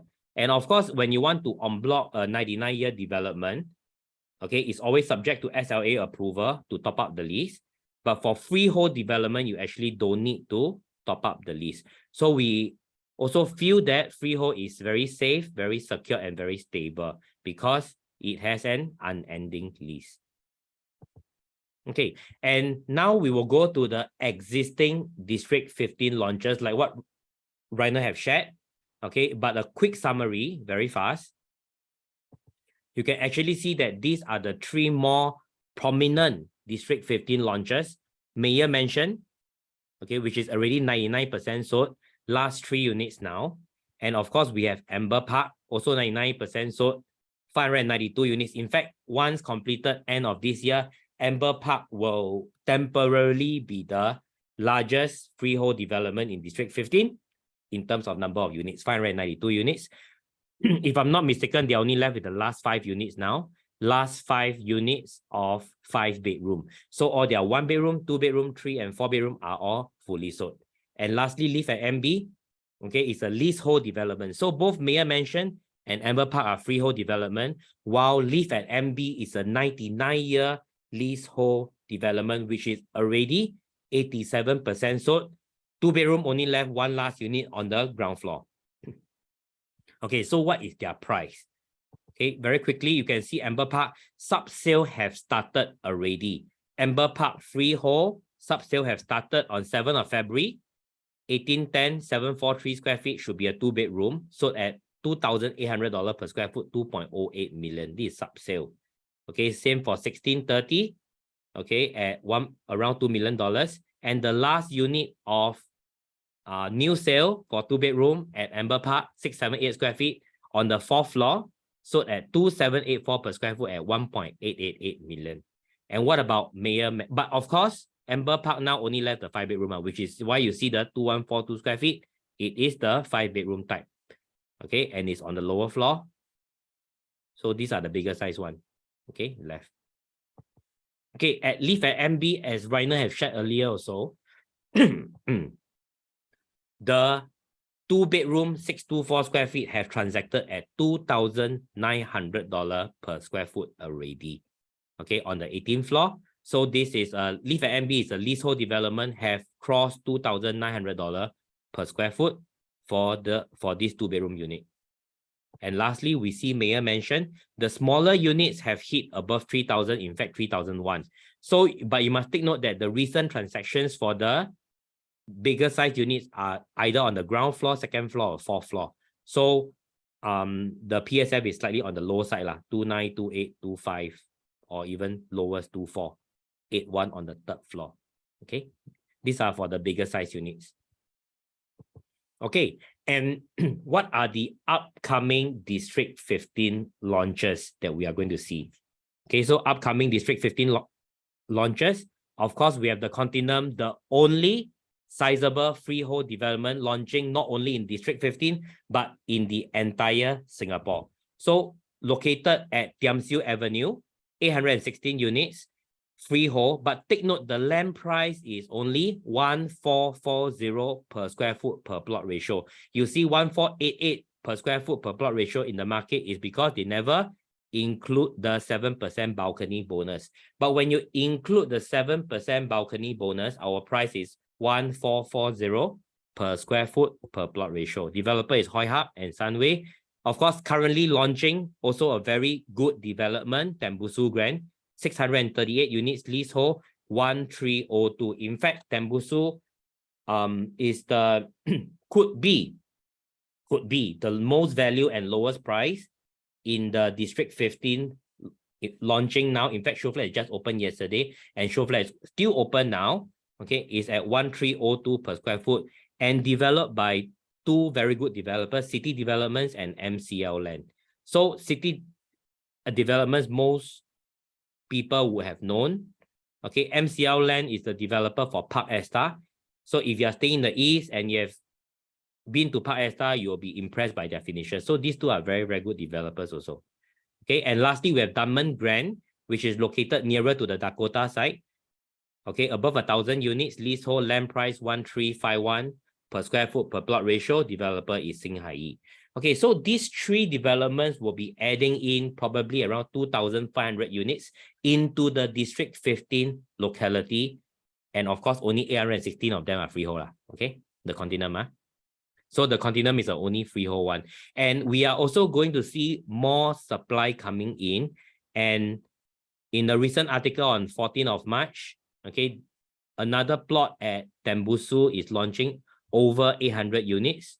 okay, is going to launch for sale already. So what we expect to see is in 2027 or even 2028, right? There will be many launches coming into the market in this Tanjong Katong locality, okay, but only one development that is freehold. Okay, so now we will touch more on the Continuum, the largest development in District 15 based on number of units. But it is not only because it's sizable, it is freehold, but what I'm truly impressed by the Continuum is actually the design, which I'm going to share with you now. So look at this beautiful perspective, and by itself, this perspective is just one half of the Continuum. The Continuum is uniquely designed, whereby what you see here are 3 blocks, but it is actually 6 blocks in total, which I'm going to go into greater detail now. Okay, total land size, 269,995 square feet land, and is 2 majestic sites. Every of this site is 408 units in 3 towers. So it's 2 majestic sites, 408 and 408, both 816 units linked by a very landmark private overhead bridge. It is not your typical overhead bridge. It is a beautifully designed, in my own words, it's like an atom bridge. Okay, very beautiful. So if you drive along Thiam Siew Avenue, Hague Road, or even Tanjong Katong Road, right, this will be a new landmark for the Tanjong Katong area, linking 2 majestic sites together by a landmark bridge. Okay, and of course, we have 2 Sky Garden. So we have Sky Garden on the north side of the development and the south side. And we have great views on the northwest to southeast. We can see all the way to the CBD and of course to the east side. And the 2 collection of unit types, which is what I'm going through later. And the developer Hoi Hub and Sunway have even conserved a Thiam Siew house. Okay, 21 Thiam Siew house is conserved, and it will become one of the 2 clubhouse in the Continuum. And this conserved clubhouse, this conserved Thiam Siew house that is going to become a clubhouse, okay, it will pay tribute to the Peranakan heritage of this part of the East, which I'm going to share in greater detail very soon. Okay, so location, we are located right at Thiam Siew Avenue. So right over here, over here is where we call the north side, and over here is what we call the south side. Okay, walking distance to not only Dakota MRT, but also, okay, to the Paya Lebar side of the east. And it is a short walk to Tembusu Grand. A short walk to Tembusu Grand, also located on Tanjong Katong Road, and over here is Diamond Grand. Okay, so this is the location of the Continuum. And in total, we have 4 tower blocks of 17-story and 2 tower blocks of 18-story. Okay, and we conserve a bungalow on the north side, 21 Thiam Siew house, to become the clubhouse. And we have a landmark iconic bridge linking the north side and the south side, making it a truly iconic development. Not iconic because of sizable or freehold, but because basically it is a unique architecture wonder in the Katong area when you see 2 majestic sites linking by a very beautiful bridge. So total 816 units, and we have 1-for-1 car park lot.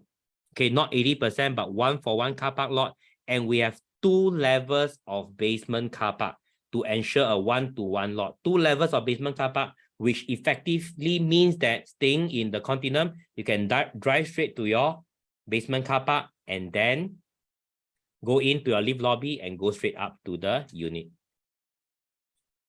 Okay, and then now, okay, so for the design for the Continuum, so you can see that over here, these 3 blocks here is what we call the north side. And these 3 blocks here are called the south side. So the architect have designed it in such a way that these 2 blocks on the north side is pushed back and in a straight line. And these two blocks in the south side are pushed back also in a straight line, so that a block to block distance here is almost 60 meters. In fact, exactly 59.7 meters. So allowing the two premium blocks over here, the first premium block is here, and the second premium block is here, is pushed forward so that the big unit here, the premium unit here, have not only the view of the very beautiful landscape, which we have a couple of pools here already, and also the view towards the east. And the lucky owner that's staying in this unit here, not only they have a very good view on the entire landscape of this mega development, but also you have the view towards the CBD area. Okay, so this is the design. And when we go deep into the site map, okay, as I mentioned earlier, we have 4 blocks that is 17-story and 2 blocks that have 18-story. And why is it so? So the 2 tall 18-story blocks is our premium block over here. The first one, this is 18-story, and this is 18-story. So these 4 blocks, block 1, block 3, block 6, and block 8 are 17-story. And why is it designed in such a way? Because on the 18th floor, we have a sky terrace on both block 1, block 3, block 6, and block 8.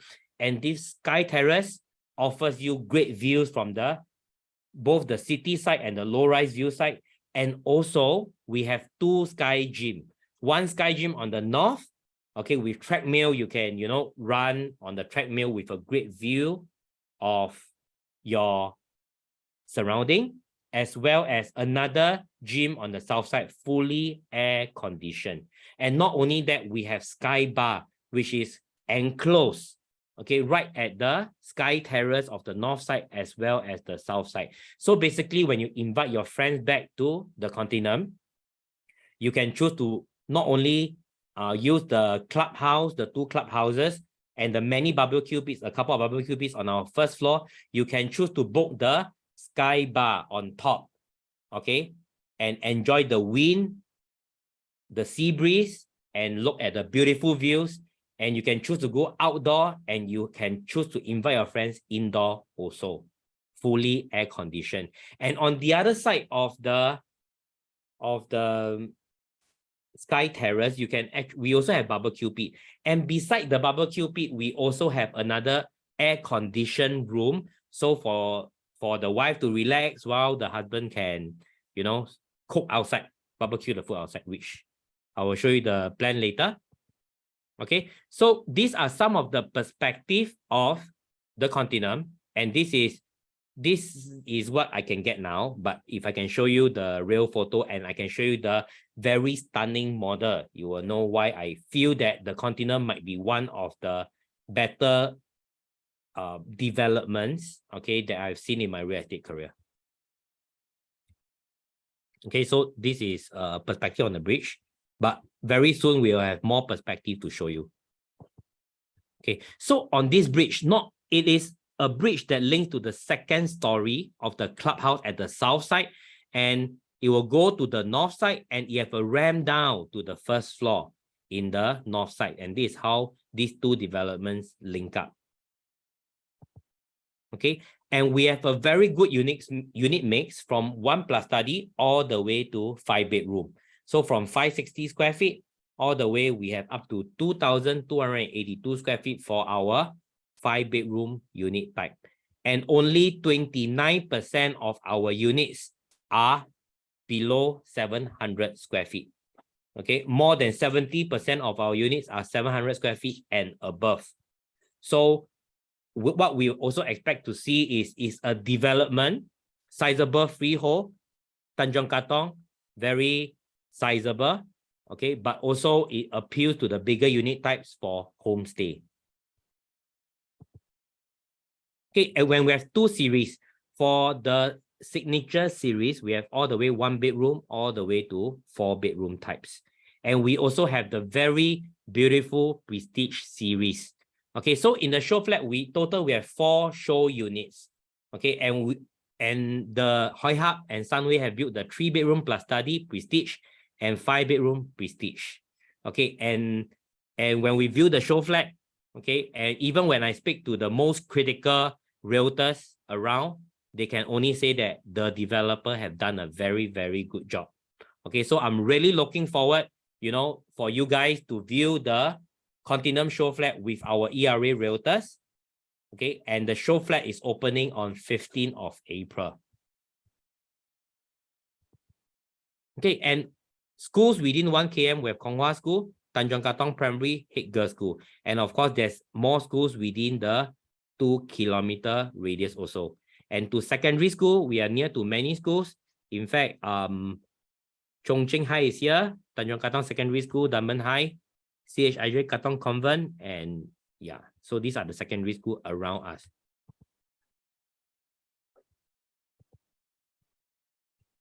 Okay, and East area shopping.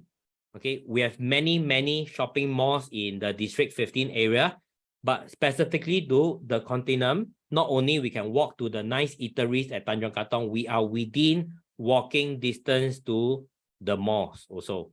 And the Continuum is nicely located in a way whereby we are on Tanjong Katong Road, and also we are walking distance to the PLQ mall also. So you enjoy both sides lah. You have the Paya Lebar action and also the Tanjong Katong action. Okay, food centers, walking distance to Old Airport Road Market, and a lot of food around us. And on the Tanjong Katong area, okay, Chinese Swimming Club, Singapore Swimming Club, great food, great sports facilities, and not expensive to get membership. Okay, so yeah, quite nice. A lot of children swim there. My 2 sons swim at Chinese Swimming Club also. Okay, and this is the entrance perspective of the Continuum. So, okay, I will show you the, okay, so views. Okay, this is the views towards the Central Business District to Sports Hub, okay, towards the west. And we have views towards the low-rise side towards the east. And also we have the south view, okay, towards the sea, towards the Amber Road area of the District 15 side. Okay, some selling points that you can see about the Continuum, why is it very unique, is the largest freehold new launch development in the east, and also the largest freehold development in the entire east in terms of number of units, not only new launch, even considering resale.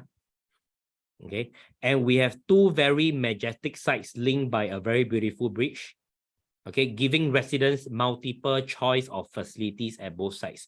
Why we say that? Because the north side is 408 units with their own clubhouse, own pool, and the south side also 408 units with their own clubhouse and own pool and a tennis court, right? So what we are trying to say is, it's like you are enjoying the facilities like in 2 408 unit development in one sizable 816 unit development. Okay, and it not only that, not only a lot of developments nowadays are just about modern, but the Continuum wants to integrate the old to the new. So what the developer have cleverly done is that they revive 21 Tiam Siu House, okay, and paid tribute to the Peranakan heritage, okay, into a very beautiful clubhouse, which I'm going to show you later. And they widen the road a bit, okay, and also so that you have a block-to-block distance, a very sizable 59.7 meter distance block-to-block, and you have a great views of the landscaping, the pool, and the facilities at the center. Okay, of course, 1-to-1 car park lot, and we use 2 levels of basement car park. Okay, on facilities, I'll go through that. And the units are oriented to give the best view to the surrounding. Okay, and as I mentioned, we have the Sky Gym right on top of the Sky Terrace, as well as the Sky Bar, which is fully air-conditioned right at the 18th floor. So the developer actually sacrificed some of their GFA, okay, so that to give more enclosed air-conditioned space for the residents of the Continuum.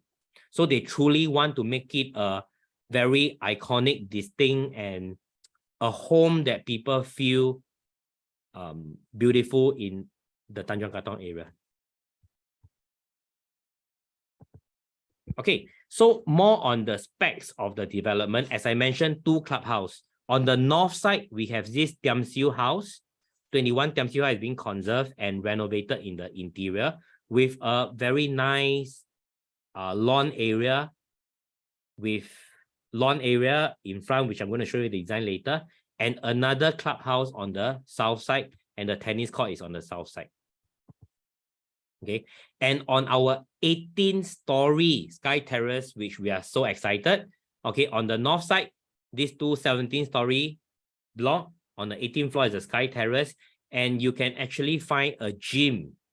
Okay, a north gym on the 18th floor, so you can have gym on the 18th floor, and also you have a roof bar, fully air conditioned.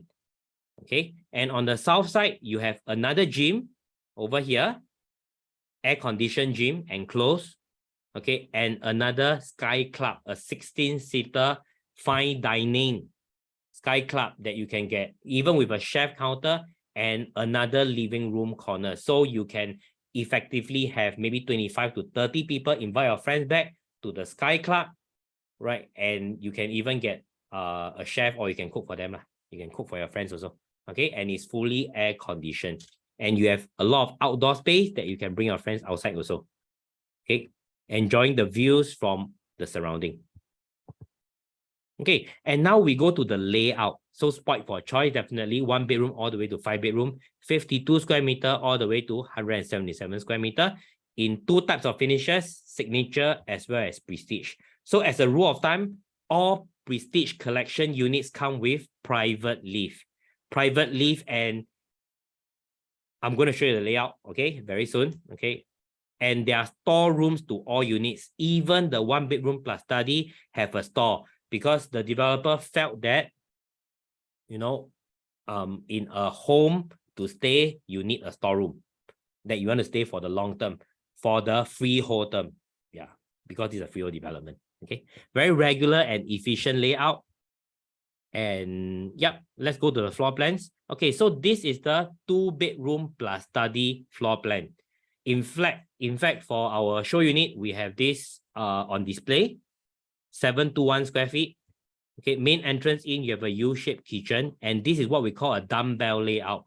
A dumbbell layout whereby you actually save on the corridor space of the bedrooms and the common toilet, that space, the usual layout. So dumbbell layout, 721 square feet, I can actually add in a study area here.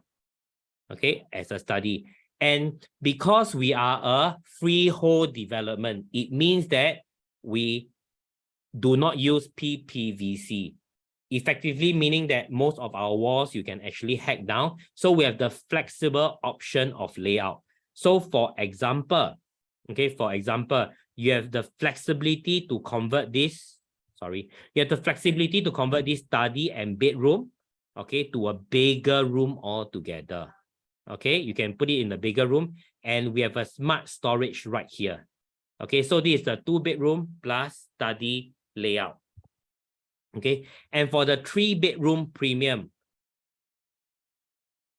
okay, again, we have the main entrance here to the foyer, and then a sliding door to your kitchen area with a yard, and then also a storeroom. Okay, for dining, living, balcony here, and 2 common rooms, the master, and 2 toilets. Okay, so very functional 3 bedroom layout with enclosed kitchen. We also have the smaller 3 bedroom type. If I'm not mistaken, it should be 872 or 883 square feet. Okay, we also have the smaller 3 bedroom compact type. Okay, close to 900 square feet. Okay, and again, as mentioned, we have the flexibility to even combine this bedroom 3 by hacking away this wall with the living. Okay, or even convert this bedroom 2 together with the master room, okay, to make it a very sizable room, and maybe with a study right beside. So these are the alterations that can be done in a freehold development because it's not built by PPVC. Okay, and now comes the layout that I truly like. Okay, in fact, some of my colleagues even say that if I've not bought what I've bought, I might, even consider this 3 bedroom plus study, and the layout is really, really very nice. Okay, so private lift, okay, private lift out to your private lift lobby, and when you enter, okay, you will be greeted by your dining, living, and even a study area, or you want an extended living area.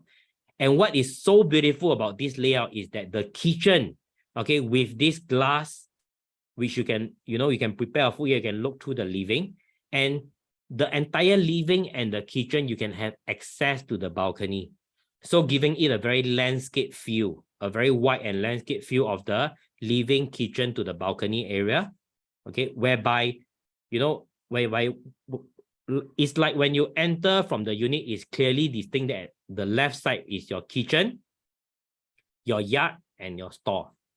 Okay, and the door that leads to the common lift lobby. And on the right side, right, is where the bedrooms are located. So not only the master room, ensuite toilet, and also you have 2 more bedrooms here that share this common toilet here. So this study area, you can use it as study, or you can make it even a larger living. This is our very beautiful 3-bedroom plus study layout. Okay, and of course, alteration can be done because we are a freehold development. We are not built by PVVC, so we have the flexibility to combine this bedroom 2 and bedroom 3 together into one beautiful room. In fact, our show flat, our Continuum show flat, which is opening on the 15th of April, the interior design is done in such a way that we combine these 2 rooms into one, showing you what can be done in this freehold development. Okay, 5-bedroom. Okay, 5-bedroom. Only 2 very exclusive stacks. So on top of the fact that, many walls can be altered, okay, but let me share with you why this layout is interesting. So the private lift lobby, you come up to your private lift lobby, and once you enter, you can see the space, you can see a huge space on your left to your right, a huge living, dining, and dry kitchen area that you can literally look through the balcony. And as I say, the 5-bedroom type in our premium block is given the best landscape view. And not only the landscape view, which is so vast and so beautiful, you also have the view to the low-rise towards the east or to the central business district to the west. Okay, and then when you turn right, you can see that you actually have a junior master room here. Of course, you can use it as a junior master, or you can use it even as a guest room with ensuite toilet, so that the people they are really staying in this house are staying in these 4 rooms. So you have a junior master here, and you have the flexibility that you can actually make this bedroom 5. Okay, this bedroom 5, right? You can actually make it as a study room. So you can use it as a room, or you can use it as a study room. So there's no wardrobe provision in this bedroom 5. Okay, and coming in, you have a huge, on top of your dry kitchen, you have a huge wet kitchen. Okay, that links to your yard, to your foyer, to a helper's toilet, a storeroom.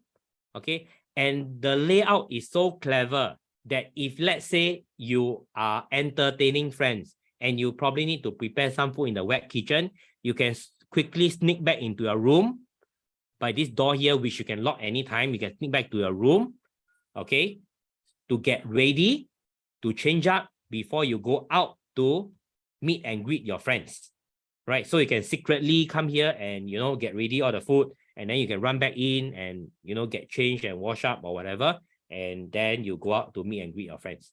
Okay, so this is a very, very nice layout.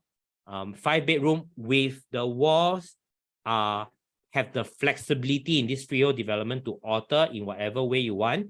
So in this big space, you can keep your imaginations wild. Okay, in this freehold development, the Continuum. Okay, more clearly, the site plan, we have many facilities, and no matter how I can, try my best to present to you today, it does not do justice to how stunning and beautiful the Continuum show flat is.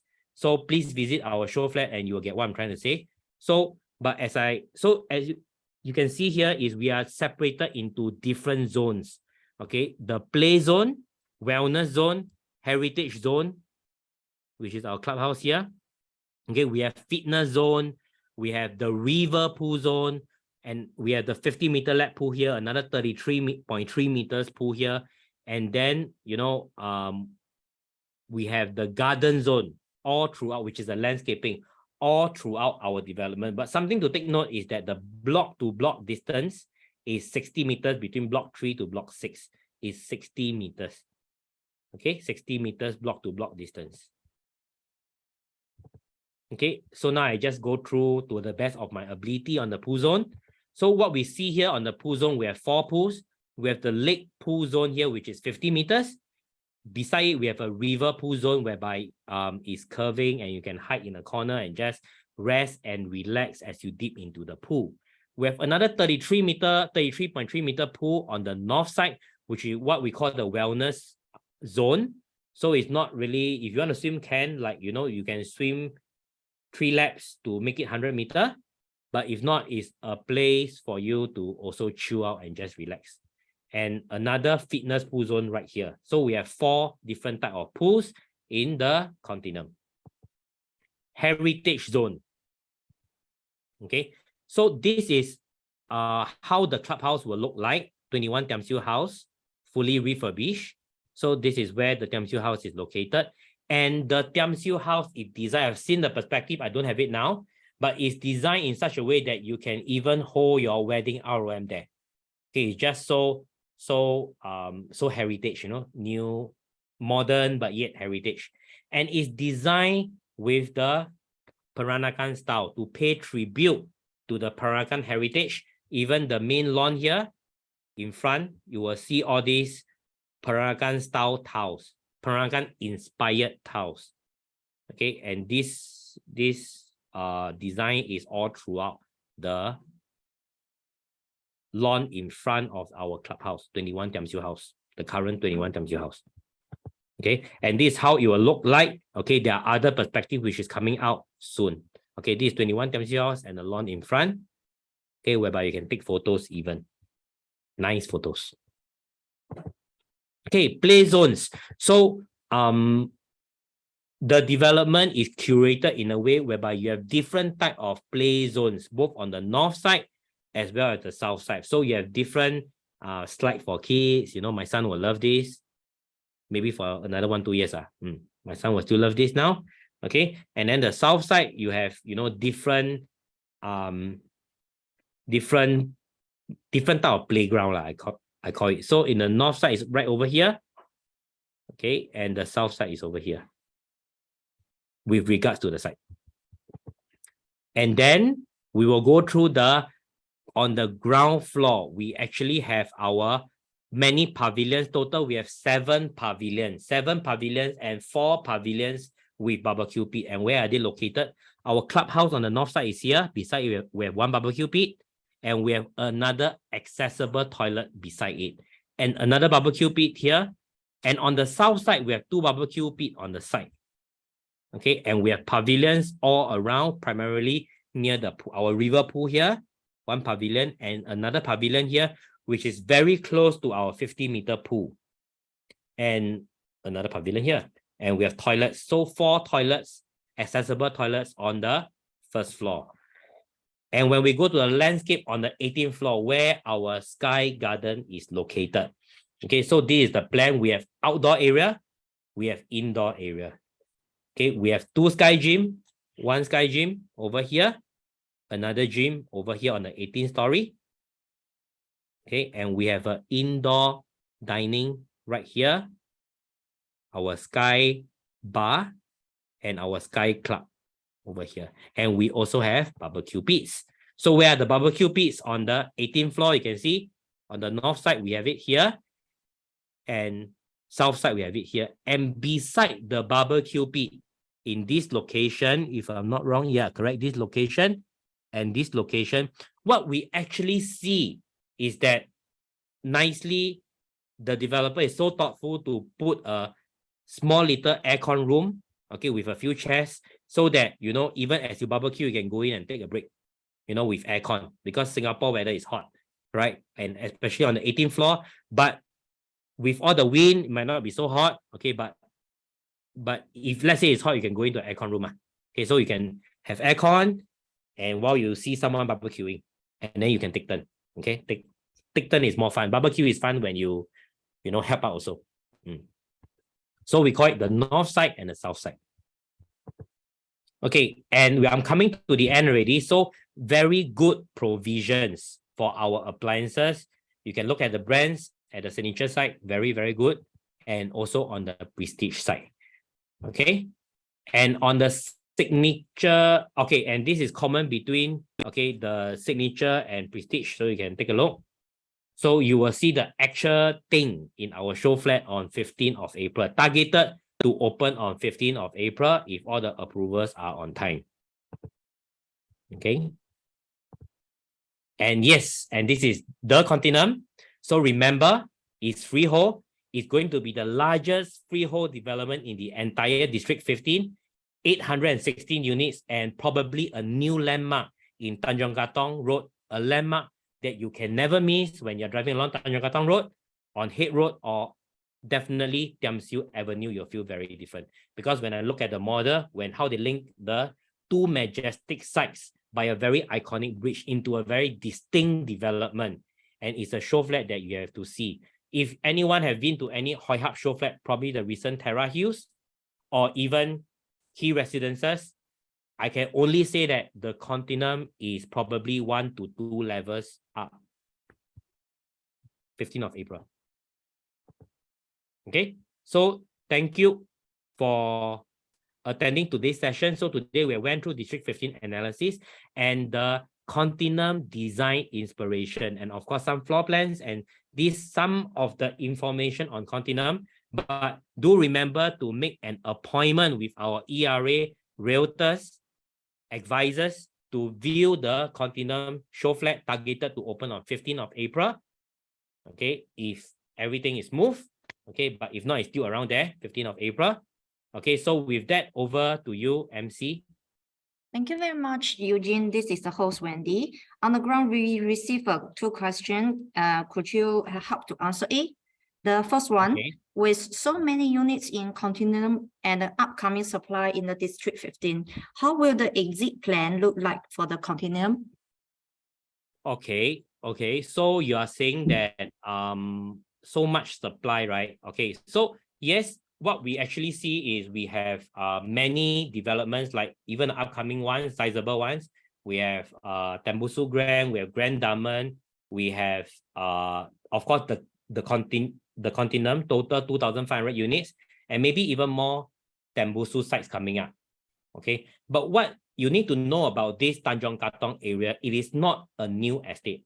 In fact, I would say that Chu Chiat Katong is one of the oldest estate, one of the oldest in Singapore, and it is a very proven homestay location. And for me, I've stayed in Tanjong Katong, more than half my life, and basically I just love it.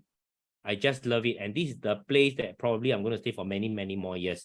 So firstly, it's a proven homestay area, and when you tell people Katong, there's no problem.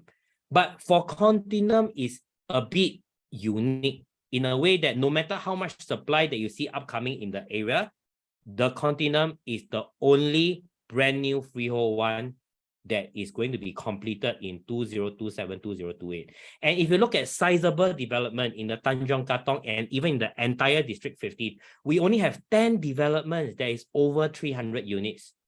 And why sizable developments is good? It implies more transaction and more appreciation. And the Continuum might be the only one that is brand new, sizable, right, that is going to complete in 2027. So real estate price is always demand and supply, and there are bound to be freehold supporters, people that prefer to invest in freehold developments for the unending lease. And the Continuum is just so unique, right? So demand and supply, the supply is just there, it's only the Continuum, and the demand for Tanjong Katong is strong, and the demand for freehold is even stronger. So I let you evaluate yourself with limited supply and with so much demand, what will be the price be for the Continuum? In a way whereby our comparables are not freehold of the same age. Yep, I've answered the question already. Thank you, Eugene. There's another question from Mr. Peter. I wish to exit from my property investment in the 5 to 10 years. How is the freehold better, since the rental yield for the leasehold might be better? Okay, so basically, I mean, as I shared earlier, okay, why is it that I personally feel that the continuum is very unique? Because it's basically sandwiched together with all the leaseholds. And the freehold status is what truly differentiates us. And on top of that, right, what we can see is the continuum is a very stunning and beautiful development with a very thoughtful design, 1-for-1 car park lot, basement car park, nice sky terraces with sky gym on both sides, and a lot of built-in aircon space, right? So these are the parameters that make our exit, you know, on a very limited supply and freehold type of exit in the next 5-10 years.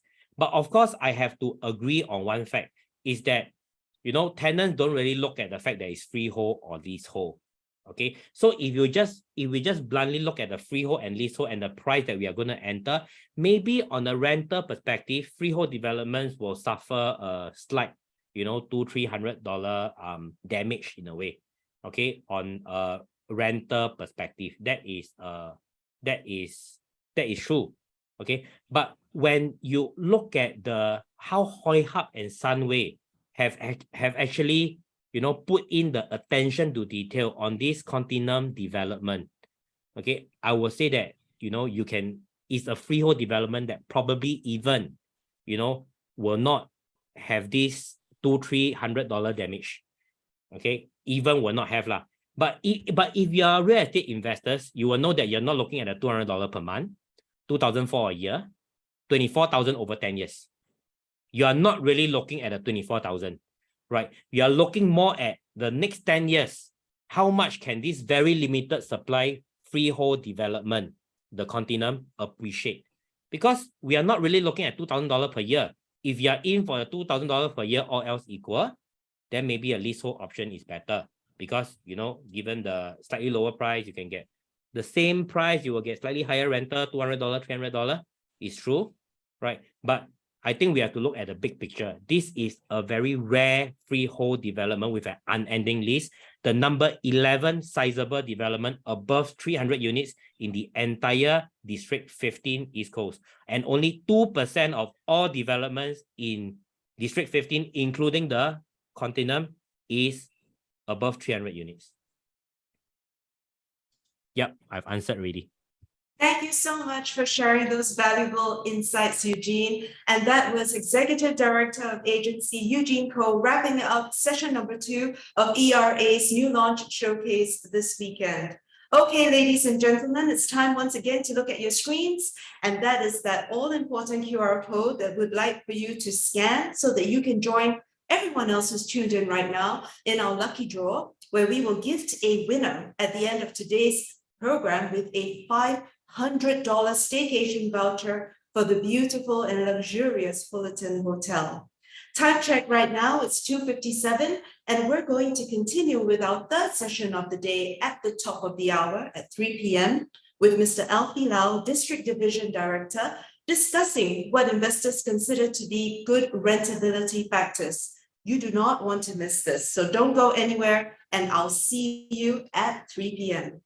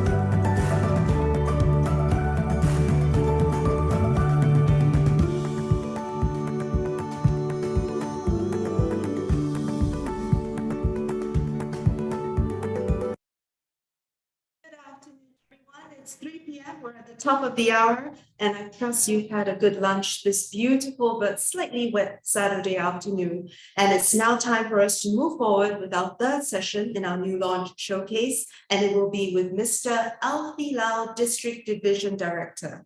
Now, the Service Excellence Award, Top 20% Achiever, and the ERA Asia Pacific Elite Award are just three of the many accolades Alfie has secured in his illustrious real estate career spanning more than a decade. We're fortunate to have Alfie here with us today to share his views on what is considered good rentability for investors, with special spotlight on Blossoms by the Park. Ladies and gentlemen, please welcome Mr. Alfie Lau. Hello, everyone. Hello, ladies and gentlemen. Okay, I'm Alfie Lau, the Project Division Director for Blossoms by the Park. Okay, it is a nice and cooling afternoon today. I hope everyone is doing very well. I'm thrilled about our upcoming launch, and I hope that you share my enthusiasm too. Okay, just a little bit about me. I've been in this industry for the past 18 years, and with my experience, I hope that today my insights will be helpful to you. Okay. So today I'm here to showcase Blossoms by the Park. But before we proceed, I would like to make a quick disclaimers. Okay, the views I'll be sharing today are based on my personal opinions. So I advise everyone to exercise due diligence and consult with an ERA advisor for more in-depth product analysis. Okay. Okay, today everyone is here to find out what is considered good rentability for investors. Okay. So good rentability is a crucial aspect for investors when considering purchasing a property. Okay, it is important to not only have a desirable location, but also to understand the market trends and demand. Okay, in this seminar, we will discuss what is considered good rentability for home investors and how to maximize returns in the real estate industry. Specifically, we will focus on Blossoms by the Park. Okay, I'm sure many home buyers and investors like to find out how do property agents determine if a particular new launch is a wise investment. Am I right? So today I'm going to cover 8 important factors that real estate agent would analyze the property for their clients. Okay, number 1 is supply. Okay, property supply is an important factor for investors because it can directly impact the demand and price of a property. Okay, number 2 is the location. Okay, location of the property is also a key consideration as it can affect the property's value, rental yield, and potential for capital appreciation. Okay, we will typically look for properties in areas that are well connected, have good infrastructure, and are in proximity to amenities such as schools, hospitals, and shopping mall. Okay, and excellent connectivity is an important factor to consider when investing in a property. Okay, as it can lead to greater convenience, higher property value, increased demand, and potential future growth. And next, we'll talk about the rental yield. Okay, we will often consider the potential rental yield of the property as it can affect the property's cash flow and overall return on investment. And next, we'll talk about the capital appreciation potential. Okay, we will often analyze the potential for capital appreciation of the property over time. This can be influenced by a variety of factors, including the location, demand, and supply of similar properties in the area. And of course, the developer track record. Okay, this is also a very important factor. Okay, as we often consider the track record of developer behind the new launch, a developer with a good track record for delivering high quality properties on time and within the budget is more likely to produce good investment opportunity. Okay, and next is the market trend. Okay. So we will consider the overall market trends, conditions, including supply and demand, interest rate, and economic factors to determine whether a particular new launch is a good investment in the current market. And of course, the price. Okay, the price of the property is one of the main key factors to determine whether it is a good investment.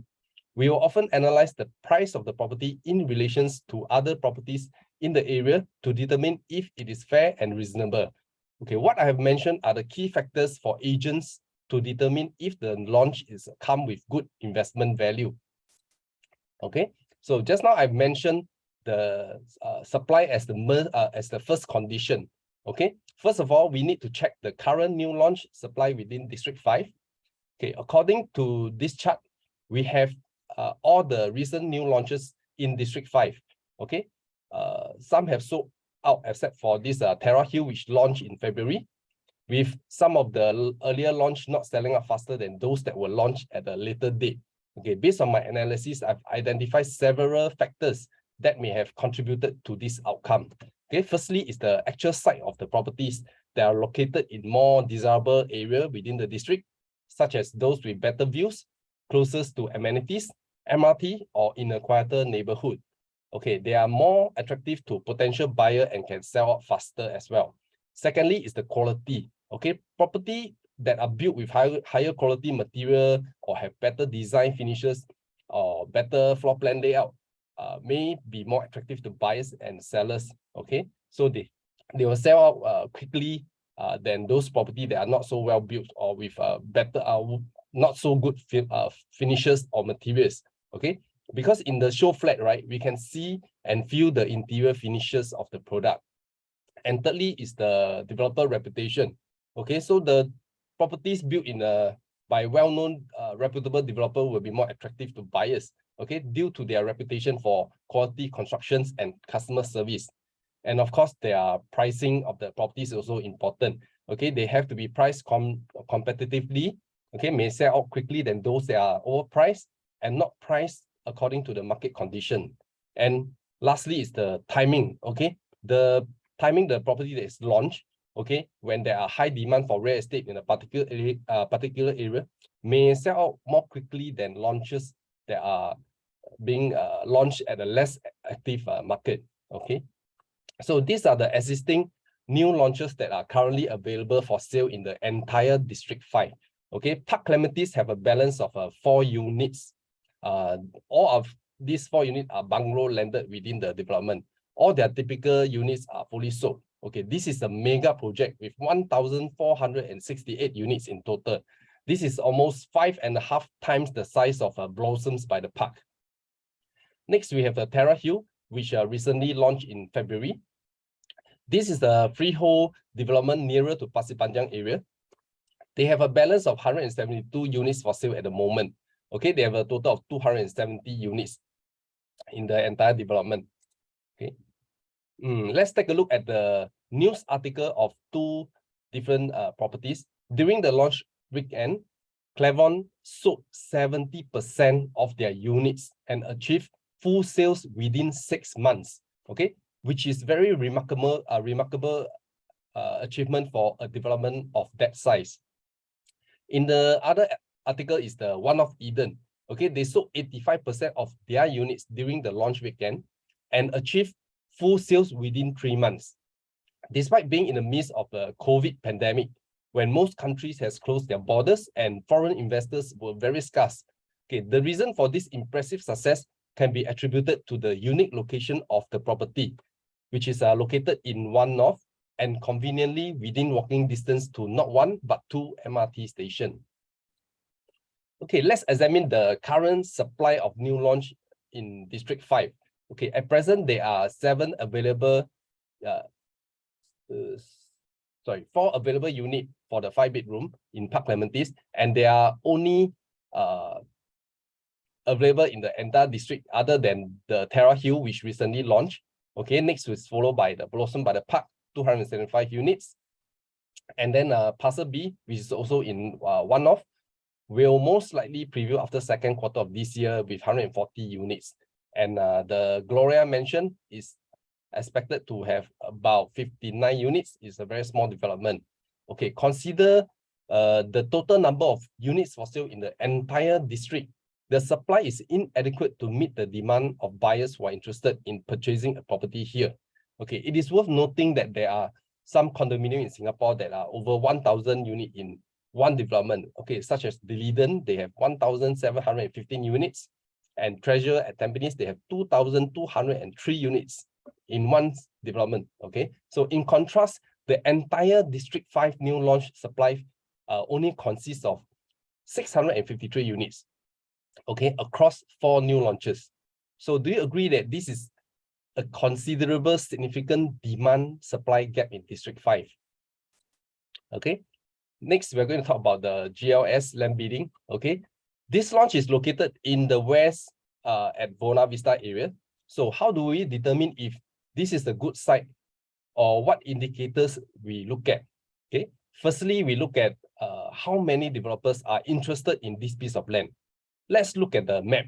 Okay. According to this map, it is located in One North Singapore. Okay. Our actual site is over here, adjacent to a park. Okay, reachable on foot to the MRT station. The MRT station is actually very near. Okay, so the Slim Barrack Rise Parcel A, which is our site, underwent intense competition from 10 prominent developers, with EL Development ultimately securing the tender at the rate of $1,246 per square foot per plot ratio. Okay, with so many developers bidded for the land, this is a very clear indication that this site has tremendous potential and is highly promising with its excellent location within One North. Now, let's take a look at One North launches from the past till now. Okay, for Blossoms by the Park, we are the second new launch in the past 16 years. Okay, this tells us how rare it is to be able to buy a new launch within this area. The last launch was One North Eden in 2021. They only have 165 units, which are considered smaller units compared to ours. Okay, imagine having to wait 14 years for a new launch within One North, and there are only 165 units released for sale.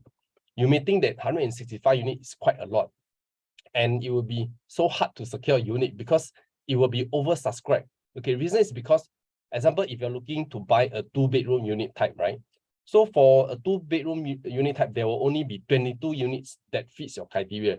Okay, most buyers will also set some condition. Example, like, oh, they only want to buy above 6th floor. They don't want to buy the top floor. Some might even choose the unit number for some feng shui reason. Okay, this will leave you with under 16 units to choose from. And not to mention, you need to compete with other potential buyers who are balloting for the similar units. Based on my experience, for such unit types, easily will receive over hundreds of checks submitted for balloting. So for good location sites, any development unit under 400 unit in the entire development will be under supply. Okay, let's look at the older development within the vicinity. Okay, in this map, location A, okay, location A, Dover by the Park, TOP in 1997. They have a total of 686 units with a balance lease of 69 years. And location B, okay, we have the Heritage View, TOP in 2000. Total, they have 618 units with a balance lease of 72 years. And location C, we have the Rochester Residence, TOP in 2011. Total 366 units, balance lease 81 years. And location D, okay, location D, we have One North Residences, TOP in 2009. Total 405 units, balance lease same as Rochester, 81 years. Okay, I've calculated the total number of units for the old and new condominiums combined. The figure is 2,655 units. Okay, this is really very, very low in supply for One North vicinity, considering the population that are working within this area. Okay, as you know that this development is within One North. So what is One North? Okay, One North is a unique development in the southern part of Singapore that serves as a hub for research, innovation, and entrepreneurship. The area covers 200 hectares and is designed to foster collaborations, creativity, and growth.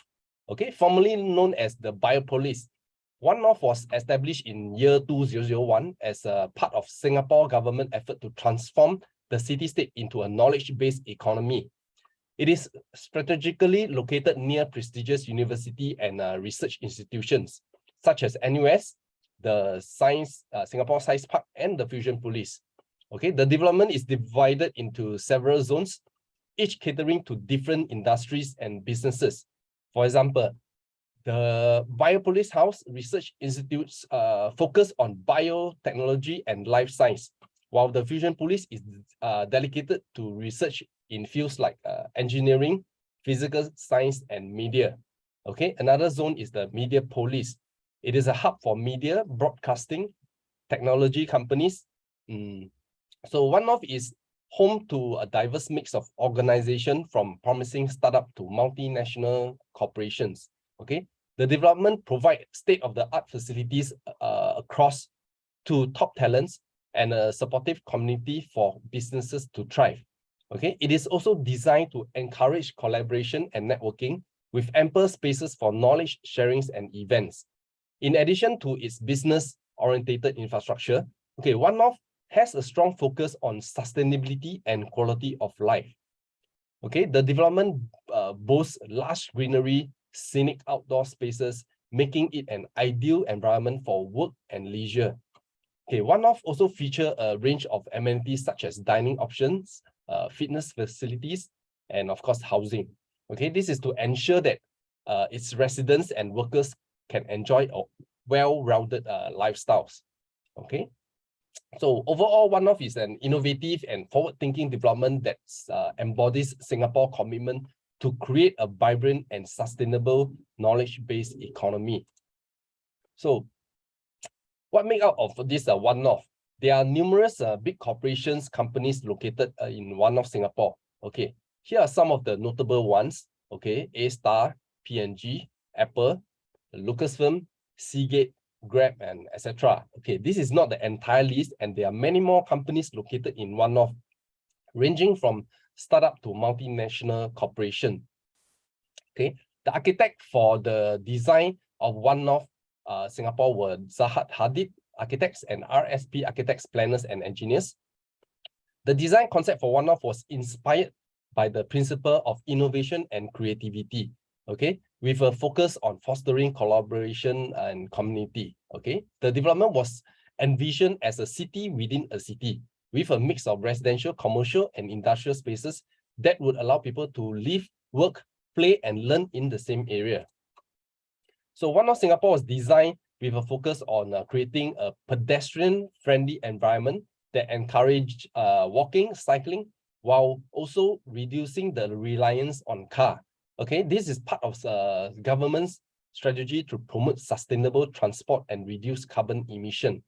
The wider footpath and lower curbs in the One-North are intended to provide a safer and more comfortable environment for pedestrians and cyclists, while the wider footpath allow for greater movement and social interaction.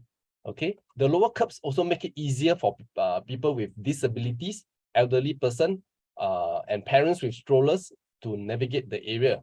Okay, One-North is also designed, is designated as a car light district, which means that cars are restricted in certain areas and priority is given to walking, cycling, and public transport. Okay, this is intended to reduce congestion and improve air quality, and as well as promote a healthier and more sustainable lifestyle. Okay, in addition, the design of One-North also take into account the local climate, which is hot and humid.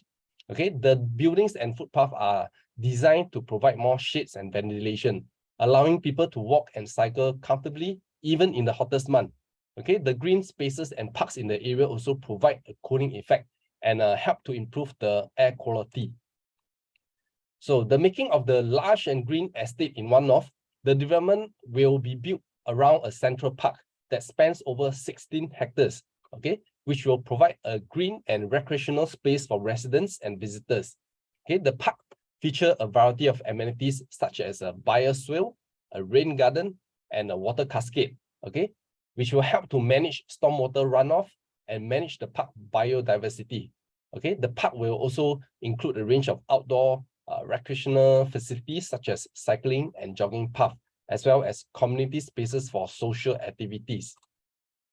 Okay, in addition to the central park, the One-North also include green corridors that connects different areas of the estate, as well as green roofs and walls on buildings to provide additional green spaces. The estate will also feature sustainable features such as energy efficient buildings, renewable energy source, and a cooling system that reduce the overall energy consumption of the estate. Okay. So next, we are going to talk about the excellent connectivity of this area. Okay, excellent connectivity is the third key factors that I've mentioned in the beginning of my presentation. Okay, here are the key reasons why it is so important. Okay, number one is, of course, convenience. Properties that are well connected to public transportation networks, major road and highways are more convenient to access and travel to and from. This is especially important for those who need to commute to work, schools, or other places frequently. Okay, convenience is also important for those who frequently travel and need access to airport, etc. Okay, and next will be the property will be of higher value. Okay, property with excellent connectivity tends to have a higher value because of their accessibility and convenience. Okay, investors are more likely to see higher returns on investment in properties with good connectivity because they are more attractive to potential buyers and tenants.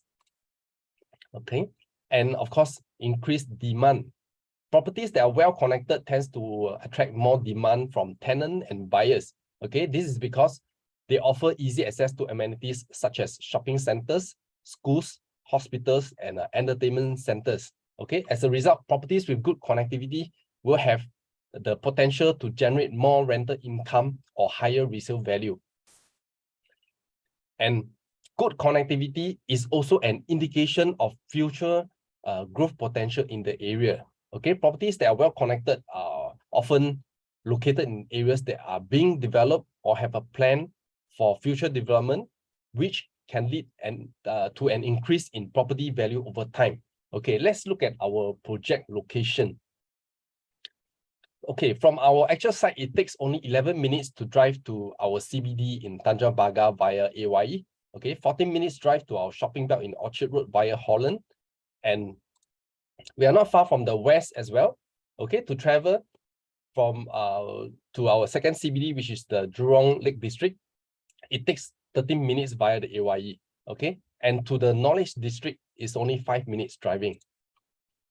Okay, Buona Vista MRT is a highly convenient transportation hub in Singapore. Okay, that offers connectivity to different parts of the city. Okay, the interchange served by both the East-West line and the Circle line, making it easy to travel to various destinations across the nation. Okay, with its central location, the MRT station is a popular choice for many commuters, students, and residents.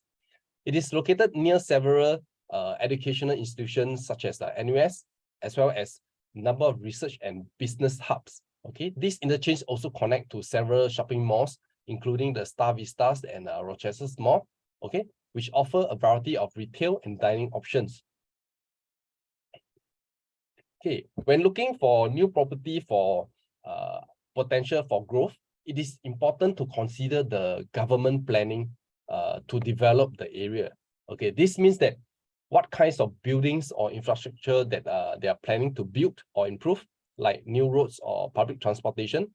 For example, if the government is planning to build a new train station or highway near the properties, this would increase the property values because it would be more accessible and convenient for people to live or work there. It is also important to consider any zoning regulation that the government had put in place. Okay? These rules determine how properties can be used, such as whether it can be used for residential or commercial purposes. By understanding the government planning is to develop the area, you can better assess the potential for growth and appreciate the value of the property over time. And of course, the planning must be reflected in our master plan to ensure that the planning will be carried out. Okay, so next. One major transformation in Singapore would be the Greater Southern Waterfront. Our Prime Minister did a presentation during the 2019 National Day Rally, giving detailed information of what are the major changes to the entire area. Okay, during his National Day Rally speech in 2019, our Prime Minister spoke about the different plans for the Southern Waterfront area. Okay, he shared that the government will plan to transform the 2,000 hectares of the Greater Southern Waterfront, stretching from Pasir Panjang to Marina East, into a new gateway for Singapore with a focus of sustainability, livability, and connectivity. Okay, the plan includes the relocation of the existing ports in Tanjong Pagar, Keppel, Pulau Brani to Tuas. okay, freeing up prime waterfront land for redevelopment. The government also aimed to develop the area into mixed-use district featuring new residential precinct, commercial spaces, cultural attractions, and recreational facilities. Okay, our Prime Minister also emphasized the importance of preserving the heritage and historical significance around the area, okay, which includes the former Keppel Harbour and the iconic Pasir Panjang Power Station. Okay, he announced to convert the power station into a new lifestyle destination featuring hotel, retail, and dining outlets, and of course, recreational facilities. Okay, overall, the Greater Southern Waterfront is a part of a Singapore long-term strategy to enhance its livability, sustainability, and economic competitiveness, and create new opportunities for our people. Okay, the Greater Southern Waterfront is an ongoing project development in Singapore that's expected to create new residential, commercial spaces along the southern coastline. Okay, so properties that are located near this government planning are expected to have a positive potential impact on the value and investment. Okay, in addition to the new amenities, green spaces, and waterfront activities, which will likely make the area more appealing to potential buyer and tenants, which can drive up demand for properties in the vicinity. Okay, and in addition, the development may also bring in new job opportunities and increase accessibility to transportation, which can further increase demand for the properties within the area. Okay, next example for the upside potential would be the Dover Knowledge District. Okay, this is a new development as an extension of One North that aims to create a vibrant ecosystem for innovation and entrepreneurship in the area of biomedical science, infotech, and engineering. Okay, the development is expected to have a positive impact on property investment in the surrounding area, because it will be creating new jobs and opportunity and attracting new businesses. Okay.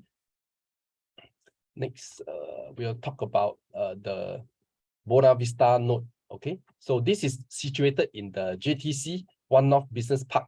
Will combine with a mixed-use biomedical science development that is set to finish by the end of 2023. Okay, as part of the development, there will be provision for sports, community, and cultural events, which will link up with the cultural and recreational area of the rail corridor. Okay, last example would be the rail corridor. Okay, the rail corridor is a former railway line that stretches across Singapore. It is now a green space that is used for recreational purposes and connects several parks and neighborhoods.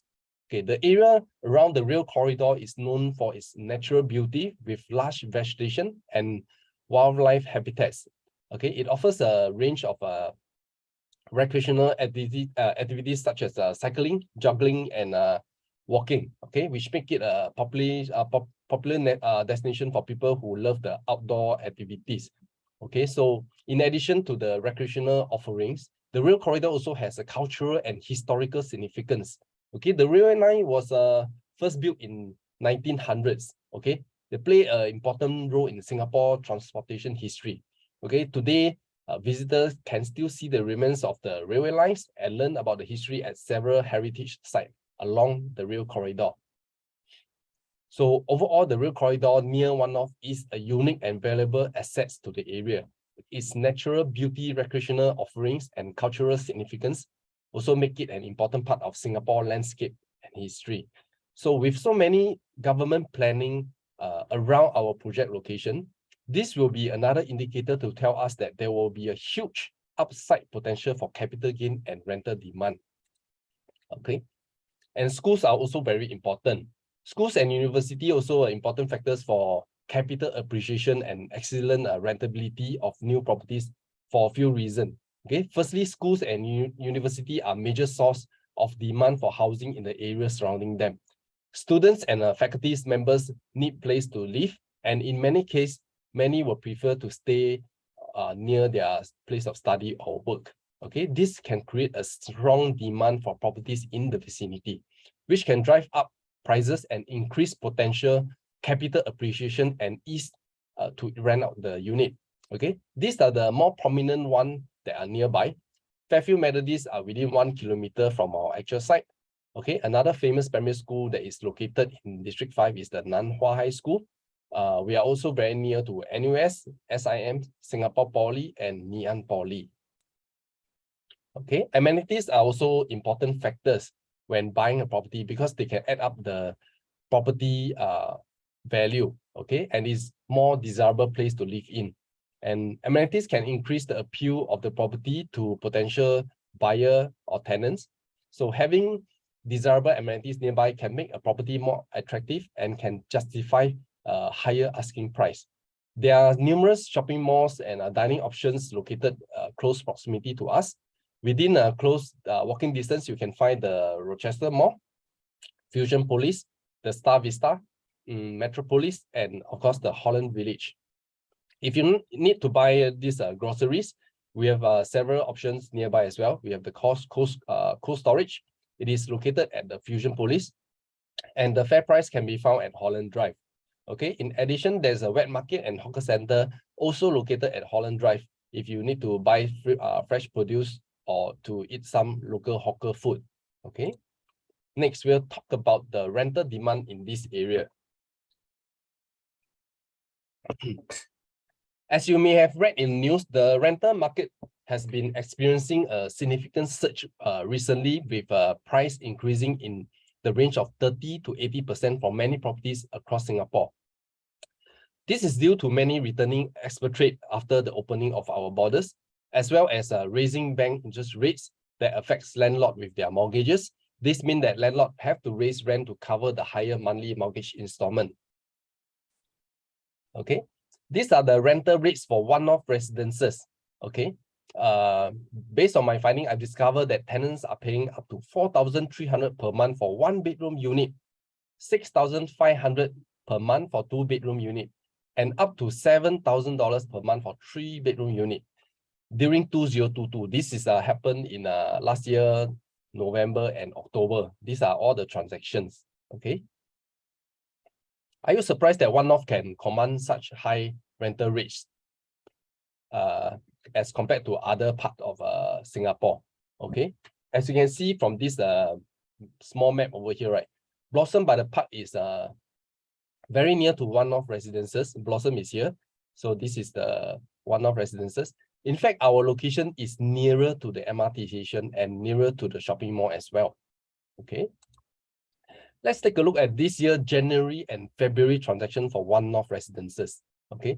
The four-bedroom unit transacted up to $9,000. Okay. The two-bedroom transacted up to $7,905. And the one-bedroom is $4,500. So their two-bedroom highest transaction have increased by 1,400, and their one-bedroom increased by 200 for the rental as compared to the last year transaction. Okay. So next we're going to look at the Rochester residences rental. Okay. So during my research, I was quite surprised to find the highest transaction for each unit type, up to $5,000 for the one-bedroom, $7,000 for two-bedroom, and $9,500 for the three-bedroom. Okay, this is last year October and November period. Okay, this highlight that the low supply and high demand for rental properties in this area. Okay, with tenants willing to pay extremely high rental fees to secure a unit within one-off, especially when it is nearer to shopping mall and MRT station. Let's look at the rental transaction for Rochester residents from December 2022 to February 2023. Okay, the three-bedroom transaction transacted at 8,750, which is 750 lesser compared to the previous month. Okay, from the past 5 month data, we can conclude the 3 months price range will be from 8,500 to 9,500 range. Okay, which is a very, very good rental revenue. As for the two-bedroom, the transaction went up to 8,500 with an increase of 1,500 as compared to the previous month. Okay, so we can see healthy range of 6,500 to 8,500 for the two-bedroom transaction in our data. Finally, for the one-bedroom, okay, the transaction up to 5,700, which increased by $700 as compared to the past month. So the one-bedroom would have a healthy rental range of 4,500 to 5,700. Okay, if we do a unit type price comparison within the entire District 5, right, you discover that condominium located within one-off will have more transaction at a higher price as compared to the condominium that is outside of this one-off. So let's take a look at the rental comparison. Okay, next I'm going to make a comparison for properties that are not too far away from our location. Okay, first project that is located in District 5, within walking distance to Clementi MRT. It is the Clement Canopy, TOP in 2019. Okay, this chart shows the entire development minimum and maximum rental price for each type. Their 2-bedroom highest transaction is at 5,000. Okay, of course, we're looking at the highest. The median is about 3,002. Okay, so the 3-bedroom at 5,950 and the 4-bedroom at 7,200. Okay, I use this Clement Canopy as a reference as it is very new project, and usually new project with higher rental transaction. Okay, because tenants love new things. Okay, the location also not very far from Blossoms by the Park. Okay, and the next 2 project located is at the Holland area, which are preferred location for expat due to the excellent location it offers. And first, we are going to talk about Urban Edge, okay, at Holland Village. Their highest transaction for 2-bedroom is at 4,800, the 3-bedroom at 6,003. And next we have the Mara Saga. Okay, their 2-bedroom highest transaction at 5,005, 3-bedroom at 8,005, and their 4-bedroom at 9,800. Okay, do you all realize that all their 2-bedroom highest transaction are similar price as one-off condominium 1-bedroom unit type? Okay, this tells us how important the location within the district play an important part in getting high rental fees. Also for Holland Village area, it is also considered more expensive district with excellent location that come with many amenities and MRT station. But somehow tenants are not willing to pay higher rental fees as compared to development within one-off. Okay, although you may feel that our rental price are steep, but we have not reached the pinnacle of the highest rental price yet. Okay, however, it is worth noting that according to recent news report, rental price in Singapore are projected to raise by 10%, okay, to 15% this year. And our prices are generally approaching those in Hong Kong. Okay, investors often ask me this question: where do the majority of tenants come from? So for this area, there are more than 50,000 knowledge workers in one-off, which comprises of 8 precinct housing over 400 prominent companies, including 15 public research institutes, 5 institutes of higher learning, and corporate universities. Okay, the second significant source of potential tenant is from the NUS. Okay, roughly 30 to 38,000 undergraduate students enroll into the university each year. Okay, while the number of staff exceed 12,000, with a population of 45 to 50,000 students and staff in NUS. This is the substantial pool of individuals who may potentially become tenant in the area as well. And lastly, we have the Science Park 1 and 2, with over 12,000 people working from various sectors in science and technology. So in summary, the tenant pool are made up of professionals and students. Most are researchers, engineers, specialists, and professors. With such tenant profiles, it will be easier for investors to rent out their properties at higher rates. And next, I'm going to share about the MRT effect on property. Okay, so how will Blossom by the Park benefit from its close proximity to Buona Vista MRT interchange? In 2017, studies was conducted by a team of NUS to explore the MRT effect in greater detail. Okay, the research findings show that the recently opened Circle Line has a positive impact on non-landed private property values in the surrounding area, okay, resulting in an average price increase of 1.6%. And in the same study, they also indicate properties located within 400-meter radius of the nearest MRT station sold for 4.2% higher than those located outside this range. Okay, in short, homeowners and sellers with properties in proximity to MRT station can celebrate to this news. Okay, properties that are located within 500 meters of an MRT station generally will have better rental yields due to several reasons. Okay, firstly, they offer greater convenience and accessibility to public transportation, making it easier for tenants to commute to work or to school. Okay, the proximity to transport link also means that the property may be more attractive to tenants, okay, which can result in higher demand and rental use. And secondly, for properties located near MRT station may be situated in a more developed or urbanized area that offer a wide range of amenities such as shopping malls, restaurant, recreational facilities. Okay, these features can make the area more desirable and hence increase the rental value of the property. And finally, being close to MRT station may reduce the needs for tenants to own a car, okay, which can result in cost saving, making the property more appealing to tenants. So all the factors combined make the properties located within 500 meters of an MRT station an attractive investment option for landlords seeking high rental yields. Okay, good news is that for Blossom by the Park, we are within 500 meters to the MRT. In fact, the developer had told us during one of the briefing that from the side gate to go to the MRT station of the MOE building is approximately 225 meters, okay, which are very well within walking distance. I did a case study for condo comparison for 500 meters versus condominium from 501 meters to 1 km away.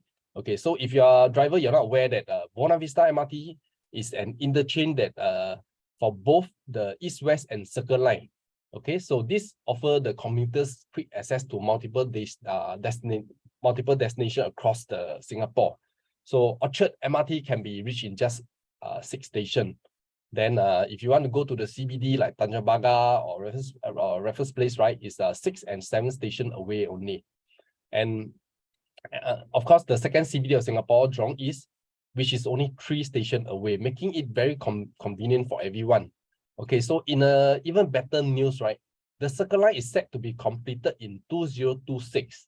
Okay, so this will complete the entire Circle Line and will reduce travel time to Marina Bay, allowing for direct service to be available. Okay, so here are some of the examples of condos that is located within 500 meters radius and those with 501 to 1 km radius. So within 500 meters of Dover MRT are the Rochester residents and One-North residences. Okay, so and Blossom by the Park as well. So Dover Park View and Heritage View fall within the 501 meter to 1 kilometer radius of the MRT. Now let's compare the rental transaction volume between these two groups of condominium.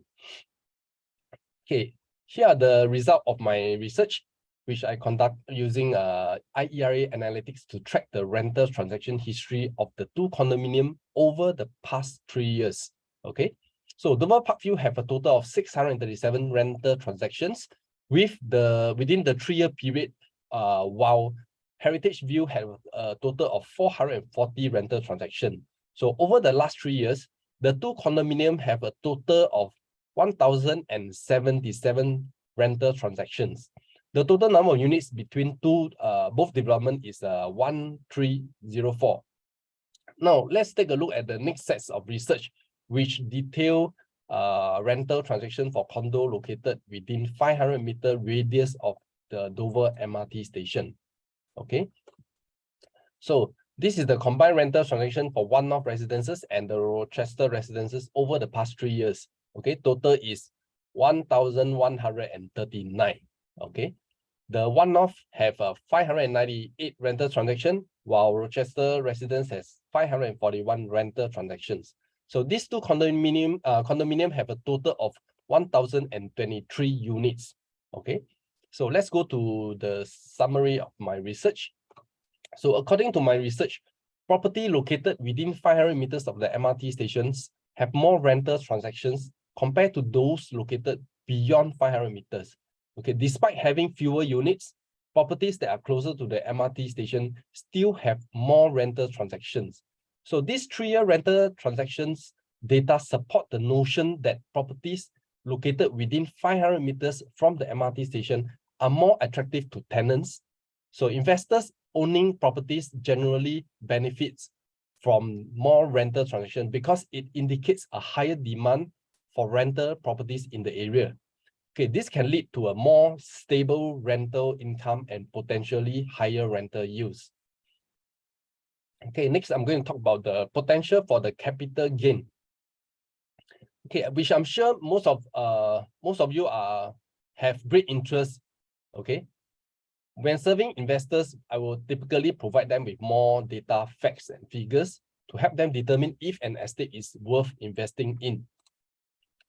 Our location is in District 5, also known as a Queenstown Estate or RCR, rest of Central Region, which is one of the many districts within the RCR. Okay, the red area on the map represent RCR, while the yellow area represent the core Central Region, CCR. Okay, and other parts of Singapore is OCR. Okay, so we are not going to talk about that. So it is essential for investors or home buyers to know that the location of their property has good track record for capital gain. So we need to look at the growth analysis for the entire RCR. Okay, this data is from IERA analytic app, which are accessible by ERA agents only. So the growth data analysis for the entire RCR show the average PSF for the last 15 years from 2005 to 2020. Okay, has grown by 204%. Okay, over the last 10 years from 2010 to 2020, it shows almost 60% growth in property prices. And from 2015 to 2020, okay, it shows a 16%. Okay, let's move on to District 5.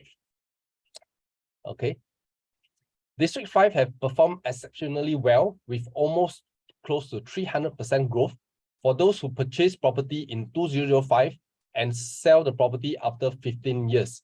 And for those who bought the property in 2010 and sell in 2020, okay, they have enjoyed a growth of 87%. And lastly, for those who buy and sell 5 years from 2015 to 2020, okay, they have enjoyed a 25% growth, which equates to almost 5% every year. Okay, so let's move on to my conclusion. Okay, comparing the growth of District 5 to the entire RCR, the difference in 15 years growth is 95% more. Okay, while the difference in 10 years growth is 27 more compared to the average RCR sales transaction. Okay, this shows that the earlier you buy, the more you earn. So for those who buy and sell within 5 years, okay, we have enjoyed a 25% growth, okay, which is 9% higher if you compare to the entire RCR sales transaction. Therefore, it is safe to conclude that District 5 is an excellent buy when it comes to capital appreciation and rental returns. Okay, not forgetting Blossom by the Park have the best location within District 5, and it is next to MRT interchange within One North. Okay. Now let's take a look at our project highlights. This is the artist's impression of our development. So from the picture you can see from the right is the One North Park. When developer bid for the land, they have agreement with URA to develop the land to redevelop the park as well. So with all this in place, right, we will expect to see a beautiful park right next to our development when it is completed. Okay. EL Development is the developer. So they are Singapore's top builders. This is their first high-end project, RAPC on Mount Elizabeth. Okay, they have a remarkable achievement in the late 2006 with the project being sold in just 6 weeks. Okay, another high-end development which is ongoing will be the Pullman Residences, which is located at Dunearn Road in the prime district of Singapore, District 11. Okay, so these are the developers award that they have achieved over the years. The FAPC World Prix Excellent Award is like one of the major awards that most developers are trying to get. Okay, and they have it. And next, we're going to talk about the developer, ADDP. They are the Singapore-based architecture firm that has been in operation since 1986. So they have worked several notable projects in Singapore across Southeast Asia, and including the award-winning NUS Town and Jewel Changi Airport. So as of today, they have received an impressive total amount of 174 awards for their projects. Okay, so let's take a look at our project design. Okay, Blossom by the Park is a modern condominium with a sleek exterior design. The building features clean lines and mixed glass concrete material. Okay, have angular design that add to the overall contemporary looks of the building. The condominium is surrounded by large greenery and has beautiful garden area that offers a serene retreat. Okay, so this impression is show us the lap pool and the facilities as well. Okay, we have a unique design that separates the facilities from the residence area, providing residents with added privacy and peace of mind. The swimming pool, gym, and other communal areas are strategically located away from the living spaces, creating a tranquil atmosphere that residents can enjoy. Okay, the pool and other recreational areas are surrounded by lush greenery and landscape gardens. So the design also allows residents to enjoy facility without disrupting the tranquility of their homes. Okay. Okay, this artist impression show us that there will be restaurant or cafe directly below the residential building. This adds to the convenience to the residents that is accessible to the public as well. So there is a walkway that's uniquely designed to cut across the development with covered walkway and high wall to offer privacy to the residents. Okay, this is another view of the pool. On the left, you can see a walkway. So this is open to the public over here. So you can see I have put a yellow cursor over here. Okay, so this indicates the high wall in such a way that it provides the residents ample privacy when using the pool or facility. It will be impossible for the commuters that are on this walkway to catch a glimpse of any part of the pool and facility, given that they are situated at a lower elevation. Okay, this is another angle that shows the kid pool close up with relaxation chair and some nice outdoor dining area, as the barbecue area is located at the furthest part of the development. Children can have fun in the pool while the grown-up indulge in a picnic or barbecue, while the added benefit of being able to monitor their kids' activities from a close distance. Okay, this features a well drop-off area that provide a smooth and convenient experience for residents and their guests. The drop-off area is covered and sheltered, offering protection from the elements, and it is designed with ample space to accommodate multiple vehicles at the same time. Okay, so the drop-off area leads directly to the main entrance of the building, providing easy access to the lobby and other facilities. And our development come with the entertainment room with a variety of amenities, including a pool table and comfortable sofas. The room is designed for residents to relax and socialize, and is decorated with modern furnishing that create a cozy and inviting atmosphere. The pool table is a great feature for residents who can enjoy playing games with friends and family, while the comfortable sofa offers a place to sit and chat. So the entertainment room is a great place for residents to spend time with one another and unwind after a long day. And this is the function room. Okay, it is designed for hosting a range of events such as meeting, parties, and gathering. So the function room is elegantly decorated with modern furnishing and can accommodate a significant number of guests. So the function room also features a kitchenette equipped with most likely with refrigerator, microwave, and a sink, making it easy to prepare food and drinks for event. Okay, while residents are looking to host corporate event or private party, the function room at Blossom by the Parks offer the perfect venue for their needs. And of course, we have the gym over here. Okay, this feature a state-of-the-art gym that's designed to meet the fitness needs of its residents. Okay, the gym is equipped with modern exercise equipment, including treadmill and weight machines, providing variety of workout options for residents.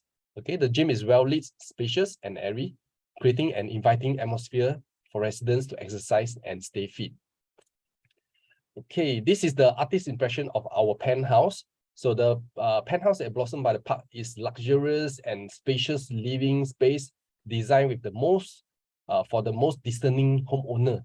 It offers a stunning panoramic view of the surrounding greenery and city skyline, with floor-to-ceiling windows that allow natural light to flood the space. The penthouse is also fully equipped with a modern kitchen, premium bathroom fittings, and elegant finishes. Okay, the living space is beautifully designed, featuring an open plan that seamlessly blend the living, dining, and kitchen area. Okay, so the fact sheet, our address is 9 Sim Barrack Rise, total 275 units plus 1 commercial lots. Okay. Hi, Alfie. This is Veronica. Just checking in. I've been prompted by our host just to issue a gentle reminder if we could wrap up soon. Finishing soon. All right. Thank you so much. Okay. Sorry, overrun a little bit. So the fact sheet, I'll just move on. And for our floor plan, this is our 1-bedroom floor plan, very efficient layout with no wastage of space. Okay, and this is our 2-bedroom unit type.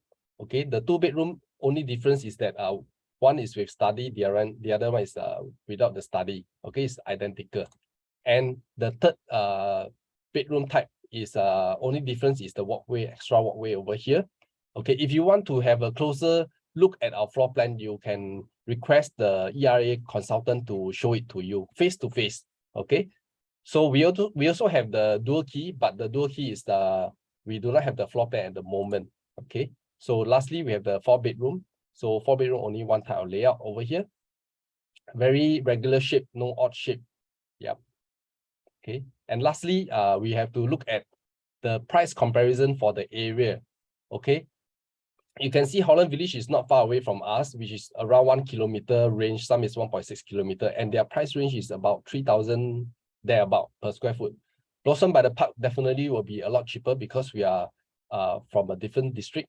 But if you compare the rental price for these two areas, right, Blossom by the Park offers a better rental return based on your investment value. Okay, so I'll come to the end. Is there any Q&A for me? Alfie will accept questions in the chat, and we'll connect with you if there are if there's any other information that we may need. Thank you so much. Thank you so much, Alfie, District Division Director, rounding up our 3rd session this afternoon. It's always a happy problem when you have too much good news to share. Okay, ladies and gentlemen, here on your screens right now, we're flashing the QR code for the second last time this afternoon so that you can scan it and join our lucky draw to stand to win that $500 staycation, which we will reveal the winner of at the end of this afternoon session. We still have one more session to go at 4 p.m. with Mr. Ben Lim, Senior Group Division Director, so please don't go anywhere. We'll see you in just a bit.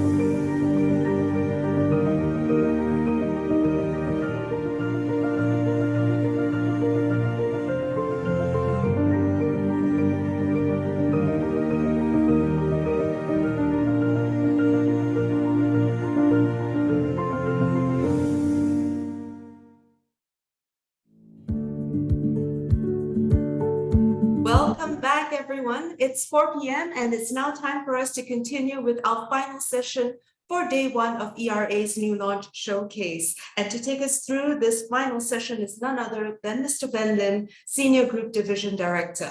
Now, Ben has 9 years of real estate experience under his belt, and he is currently ERA's youngest Senior Group Division Director. He now leads a team of 100 agents and has achieved multiple awards, including a top 5 Group Division Director spot, as well as being in the top 10 for both team recruiters and divisions in project sales.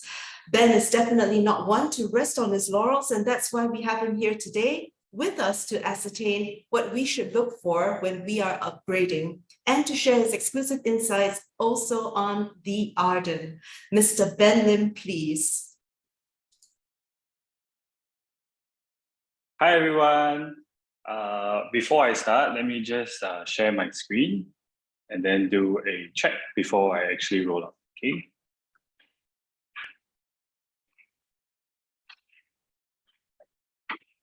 Okay, can everybody see my screen? Because I can't see the chat.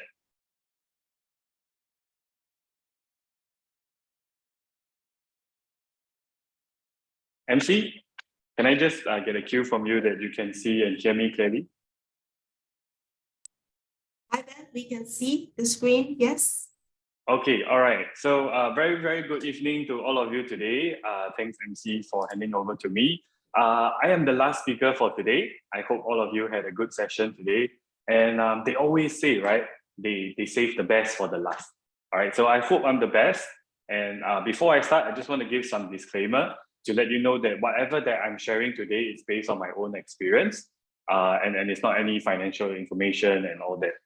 Okay, so my key topic for today would be what do we need to take note of, or what do we look out for when we are upgrading, right? So when we talk about upgrading, most of the time in my experience, upgraders would come from the HDB market to the private market.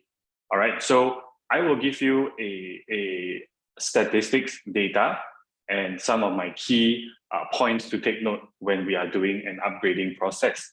So as you can see from the screen, the two things that I want to share with you today would be the entry price and the exit price, right? When we talk about upgrading, ideally we would want to exit high and enter at the low, right? So that we can exit higher in future and enter into another low again. All right. So let's first take a look at how the HDB market is looking at. All right, because again, when we talk about upgrading, most of the time people are upgrading from HDBs to the private segment. So this is why I want to start off with the HDB market first. So if you look at the chart here, this is the entire price index for the HDB market. And if you look at the graph, in 2007 to 2013, over here, prices have been on an upward trend. You know, so back then people were buying HDBs and they were making profits and all that, right? But in 2013, over at this point, that was when cooling measures came into play. And the government has actually successfully dipped the HDB prices for 6 to 7 years consecutively. And what's more interesting is that in 2019, when COVID hit, prices shot all the way up. And if you look at it now, we're at all-time high. So my question now is, will the next cooling measure come in place to control the pricing? All right, but let's take a look at what happened in 2013. Right? Why did government implement cooling measures in 2013? And why did they implement all these cooling measures like the debt servicing ratio drop down to the increase to 30%? You know, PRs who own a HDB flat cannot sublet their whole property, and PRs buying their first property have got to pay additional buyer stamp duty and all that, right? So in 2013, prices was at a peak, which was why government had to implement cooling measures to suppress the pricing. Right? And the reason why government has to suppress the HDB price is because, number one, for simple logic, right? HDB is supposed to be affordable for the mass public. So the government cannot let HDB prices go up indefinitely. All right. And if you look at my previous chart, they have successfully done so by dipping the price from 2013 all the way to 2019. But all of a sudden, COVID came. And from 2019 to 2022, prices shot up way more than prices have dipped over the last 6 years from 2013 to 2019. And the reason why prices shot up despite COVID is because there was a lot of delay in the BTO construction. All right. So government also released this news saying that if you have a BTO, we are willing to let you forfeit without a penalty because of the delay. So there were many buyers that actually pulled out from their BTOs because the wait was too long or indefinite. They do not know when this delay was going to last. So they pulled out and they went into the resale market. All right. Those were existing buyers. And then for new buyers who wanted to come into the market, they did not go for the BTO options because of the delay as well, or longer waiting time. So they also spilled over to the resale market. And if you look at the resale market, right now it's the same. The demand has superseded the supply, which is why prices have been on a constant rise. All right, so that was what's happening to the HDB market. So if you look at it now, as you can see that it's circled here, if you look at this entire price trend, we are actually at the all-time high in the past 20 years of HDB transaction history. We are at all-time high, right? So this is where we have to ask ourselves the questions. Should we sell our HDB now since it's at the all-time high? You know, I see an upward trend. Should I wait for prices to increase further before I sell? So this is what we want to be looking at. All right. So on my left, if you look at the left of the screen, you will notice that in the recent HDB article, resale prices have slowed down in terms of price increase. It used to be 3% to 3.5% every quarter, but now it has reduced to 2.3% in Q4 last year. All right. And on my right, this is from HDB website itself. Over here, they have declared that they have increased the upcoming supply of BTO flats to meet the demand. All right. So to sum this up quickly, if you look at it, they have recent cooling measures, reducing the mortgage servicing ratio. All right. They also have the TDSR, total debt servicing ratio, that was reduced to 55%. They reduced the HDB loan from 90% to 85%, and then now to 80%. All right. And what's more shocking that affected a lot of the private property homeowners is that for those of them who are downsizing or downgrading, those who come from a private property market, they cannot buy a HDB until a 15-month wait out period. So all these cooling measures were done recently to try to reduce the demand, right? Earlier on, I mentioned that demand has superseded the supply. So all these are actually actions taken by the government to reduce the demand, all right? And on the other hand, they are prepared to launch up to 100,000 flats from 2021 to 2025 to increase the supply in the market. So ladies and gentlemen, take a look at this simple economics. If we reduce the demand and increase the supply, what's going to happen moving forward, right? So I feel that prices are trending downward soon, or may go downward soon, because HDB, number one, I always believe their motto and mission is to keep public housing affordable for everyone. So we are at all-time high in the 20-year history. All right. If the market doesn't correct itself, the government will definitely intervene to try to correct the market, to make the prices affordable. And as you see in my previous slides, I have already showed you multiple cooling measures that was implemented recently to reduce the demand. And because the demand is being reduced now, supply is increasing in the upcoming years, I believe that with this reduced demand and increased supply, prices will trend downwards eventually. This is based on my own opinion, right? So therefore, I personally think that this is the best time to exit your HDB, right? If you ask me, this is the golden ticket. I have met a lot of sellers recently that are actually cashing out 100, 200,000 or even more cash proceeds than before, all right? If they were to sell 1 to 2 years ago, they would have probably made a negative sale on their HDB, but right now they are making a profit. All right. So we talked about exit and entry, right? So I have just finished covering the exit portion where I have identified and show you that now is the best time to exit your HDB. All right. But the next question comes is it really the right time to enter into the private market, right? As we all know, HDB prices went up, right? But in tandem, the private market also went up together. So are we really exiting high and entering low, or are we exiting high and entering high? That's what we want to look at, and whether is it still feasible to do an upgrading right now.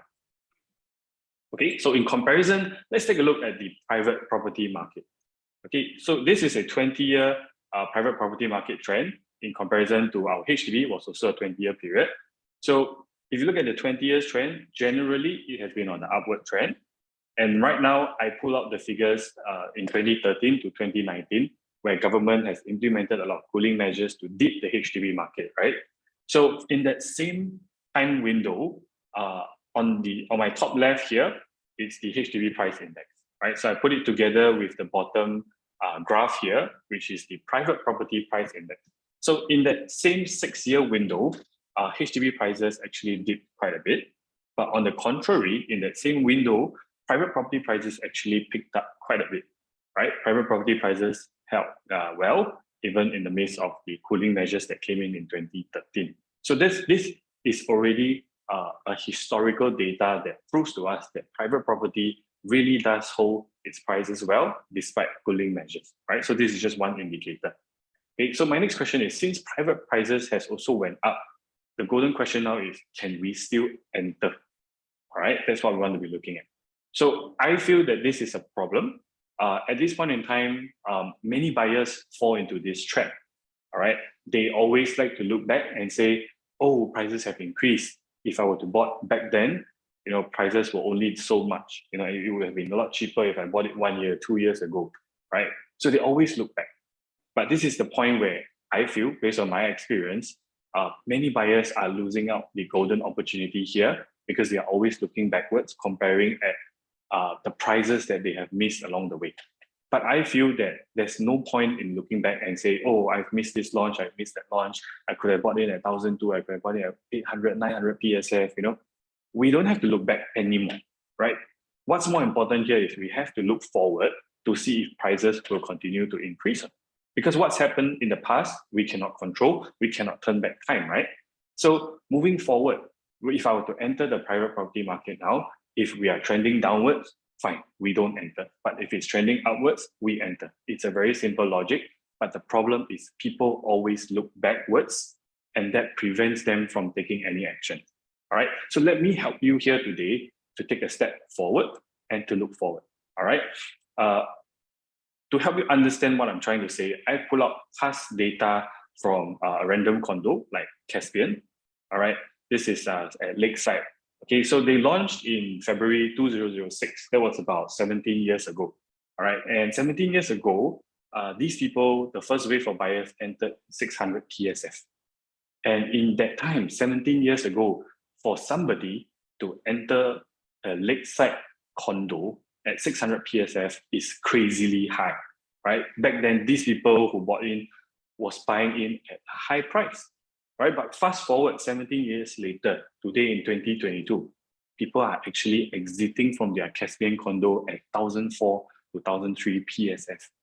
That's easily double of what they have bought in previously, all right? So had these people in 2006 look backwards and say, wow, 600 PSF is too high for Lakeside, I'm not going to enter because back then it was only about 400-500 PSF for a condo in this area. Then today, they wouldn't have doubled their property value.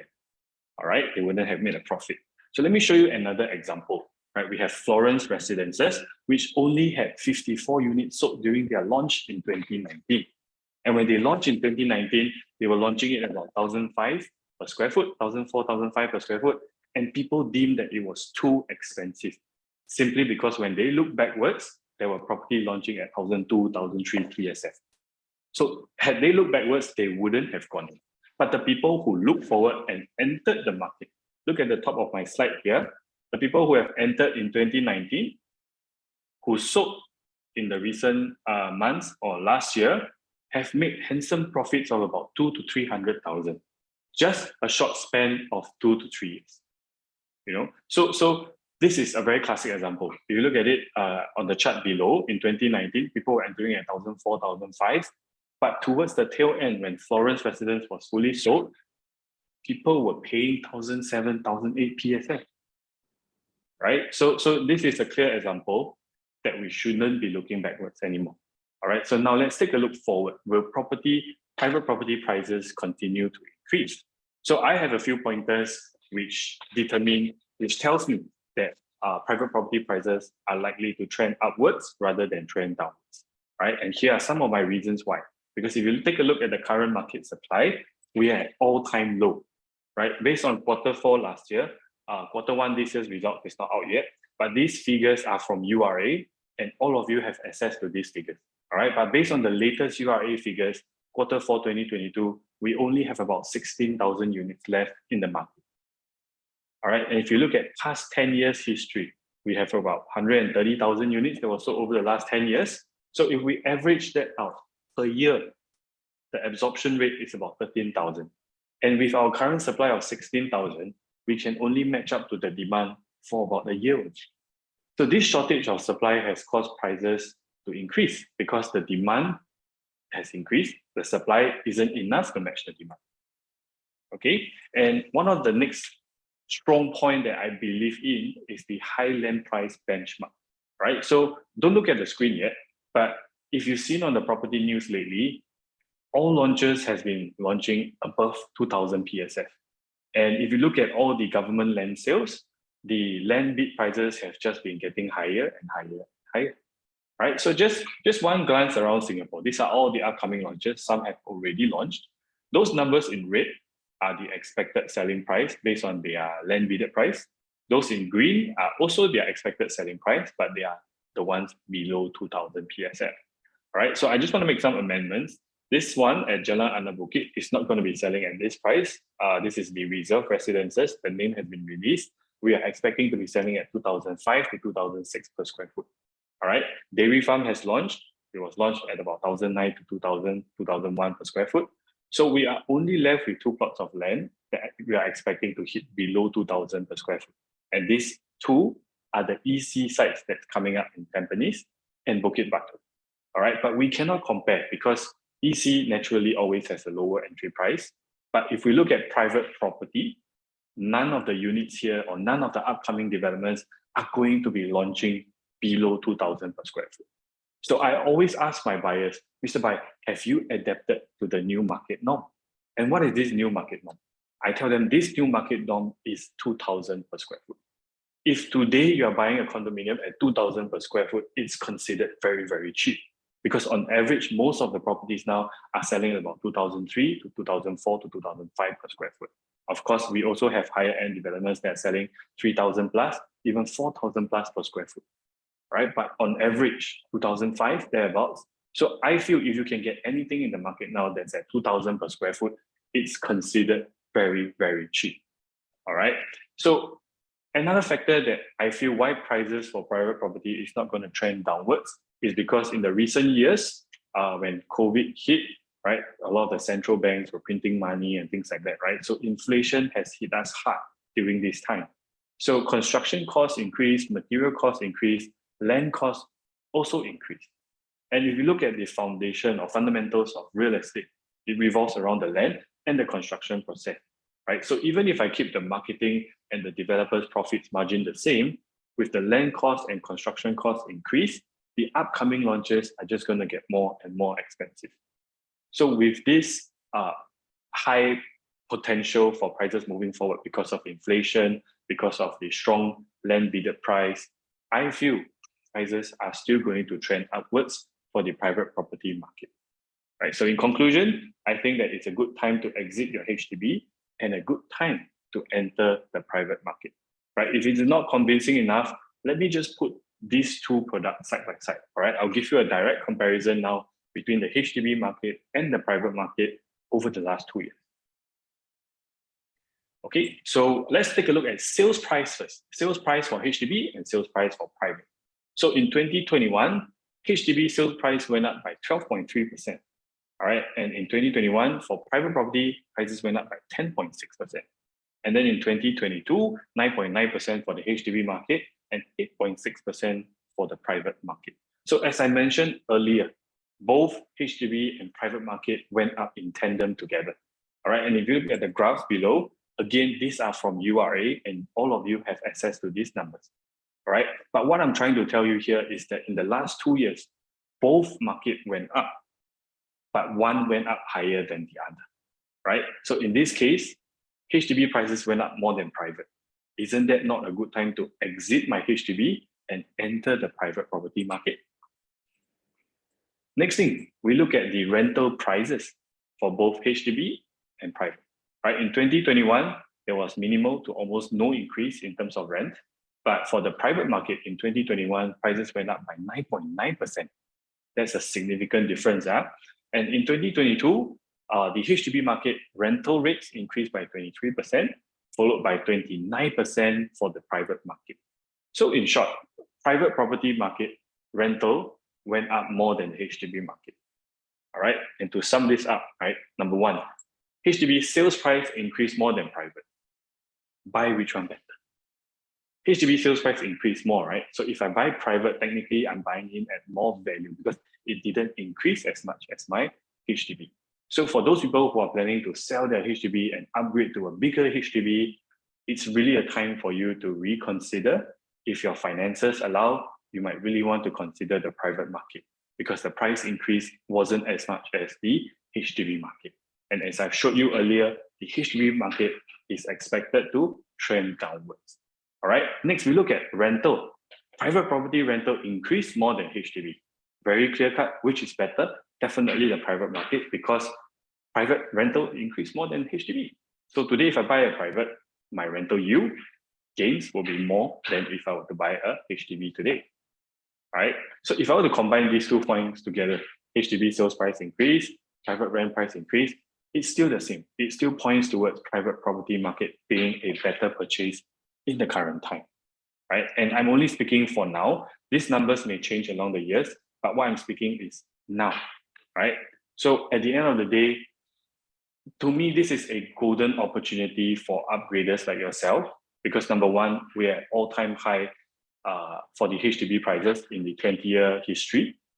And right now, the private property market hasn't increased as much as HDB. So it makes sense for me to exit my HDB and enter the private market. And yet the private market has still potential to increase because of strong land price and inflation and under supply. All right.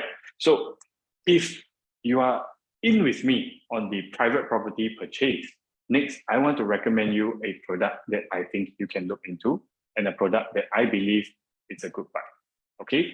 So if you remember my slide earlier, where I show you the prices around Singapore, you will notice that all the developments are going to be launching above 2,000 per square foot. All right. And if you have seen the recent Amor Residences, Lentor Modern, so on and so forth, there's so many launches recently that was already above 2,000 per square foot, right? And they all sold very well, right? What happens now is I can show you a product that is going to be launching below 2,000 per square foot, right? We have none other than the Arden. Okay, so the Arden is going to be launching at an estimated price of about 1,007 to 1,008 per square foot, which, if you remember, when I say if you can find a development at 2,000 per square foot, it's really cheap in the current market. And right now, we have an undervalued property. Okay, so I will share more with you on the Arden. This is a development by Qingjian Realty. All right, it's along Phoenix Road, just opposite the Phoenix LRT station. It's a 99-year leasehold, small development of 105 units. All right. Qingjian is actually an award-winning developer.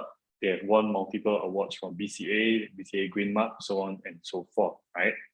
Qingjian is also very popular for their co-space design, which I will share with you more. Basically, you have the option to choose between a study or an extended living room. Right. And this was very successful when they launched it for their other developments like Bellwoods, Bellwaters, Visionaire, and Ecopolitan.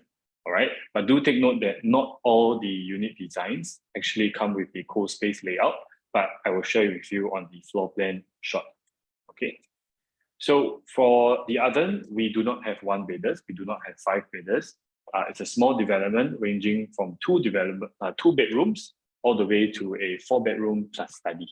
Right. So let me take you through the location and surrounding. If you look at this red dot here, that's where the Arden is. We're actually quite close to the Bukit Panjang MRT station. If you were to walk physically from MRT to the show flat, which is on the actual ground, it will take you only about 8 minutes walk.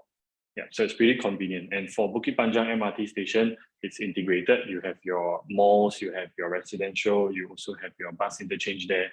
So it's very, very convenient. All right. The next best thing is that Arden is this orange plot here. We are actually just right next to a gazetted 3-story semi-detached landed enclave. What that means to us is that the population density there is low and it's not very cluttered.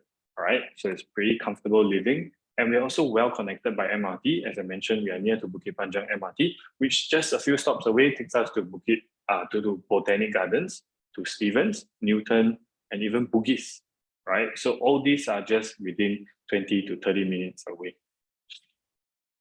Okay, let's take a look at the site of the Arden. All right, so just some sketch from the developer. We are actually on a sloping land. So this is how the Arden look like. All right, along the sloping land. This is the cross section. And if you look at the Arden, right, we are actually quite comfortably spaced out from the landed houses, about 30 meters away, and we're also about 50 meters away from the Phoenix LRT line. All right, total we have 105 units, and we also have 105 car park lots. So it's a 1-to-1 ratio. And if you look at the blocks facing upwards, that is actually the north direction. So all the units here are strategically designed to have north-south facing and to minimize the internal roads in the development. All right, so we actually have a separated service access from the residents and the maintenance access. Okay. So it's 3 blocks, block 2, block 4, block 6, and in between the blocks, that's where we have our recreation courtyard 1, 2, and 3. Okay, so in between the blocks, we have our swimming pool, our barbecue pit, so on and so forth. But we have 2 bedrooms and 2 bedrooms deluxe, mainly in the center of the building blocks, followed by the bigger units like the 3-bedroom and the 4 bedrooms at the side. All right, so for the co-space design, as I mentioned earlier, we only have that for several 3-bedders and several 4-bedders. Okay, so our story-to-story height is 3.5 meters, and that's one of the key selling points for the Arden, because most of the private property development nowadays are giving you about 2.9 meters in ceiling height. But for the Arden, floor to floor is 3.5, but livable floor to ceiling height is 3.2, which is very, very comfortable. We actually have the actual 3.2 meter ceiling height at the show flat. We should be launching soon. But if you can, do come down to experience the high ceiling yourself, because it really creates a more spacious feel. All right. So let's take a look at the facade of how the Arden will look like. Developer has designed this along the timeless, elegant concept. They use big window panels that simulates like a picture frame. All right, and they've done this in a modern, classic, contemporary design. All right, so that it's a lot more lasting, so that it still holds demand 10, 15, 20 years down the road. Okay, so now let's zoom in onto the units itself. All right, this is our 2-bedroom classic, one of the popular ones with the dumbbell layout. You know, one room on the left, one room on the right when you come in. All right, so all rooms, including the living room, are facing outwards, so you get nice view for this layout. And in terms of dumbbell layout, I think for investment, that would be great, because you could rent it to 2 separate tenants and they could still have their own space, right? So then we have the 2-bedroom deluxe, which is pretty unique. Most 2-bedrooms in the market now, if you were to look at it, most 2-bedrooms now do not come with an enclosed kitchen. But if you look at this floor plan on the top left here, the living and kitchen, you can actually enclose the kitchen, but you can keep it open from kitchen to balcony. Or if you want to fully enclose it from the balcony and living, you can just close both of these doors and you have a fully enclosed kitchen. All right, or if you want, you could open up both panels and keep it entirely ventilated from the balcony to the kitchen to the living area. All right, so this is one of our popular layouts, but there's not many units left. We only have 15 units in 3 of the stacks. Okay, followed by the 3-bedroom classic. 3-bedroom classic, we do have a foyer area, which in terms of feng shui is also better, because when you come in, you do not overlook the living room directly, and you can have your shoe racks and things like that over there. All right, and what's special about this layout is that we have a flexible open or closed concept kitchen. Right, some people prefer open, some people enclosed. This is where you have that flexibility to close up your kitchen with a sliding door. All right, and the kitchen is also naturally ventilated as well. 3 comfortable bedrooms. 3-bedroom plus study with co-space. So if you follow my cursor, this is where the co-space is. All right, it's basically a study room right beside the living area. So upon purchase, this co-space is an option for all the buyers, whether or not they want to erect this wall to this wall here, whether they want to erect this wall to create that study space or to make the entire living room bigger. Okay. Then of course, we also have the 4-bedroom plus study, which also has a co-space. So this study guest room here is also an option. You can keep it open. We have this layout in our show flat as well, which you can have a look. Again, this is a rare, unique layout, and we only have 15 units for the other. All right. We have 4 bedrooms here. All bedrooms are 9 square meters for the common room, and the master room, of course, is a lot bigger, but very, very comfortable space, which you can have a look at the show flat. All right. So just zooming in down a little bit more to bring you through and to give you a rough sense of how the units will feel or look like. Okay, so developer has actually chose a warm dawn color scheme for the finishes. In terms of the cabinetry doors, it's laminated, wood laminate.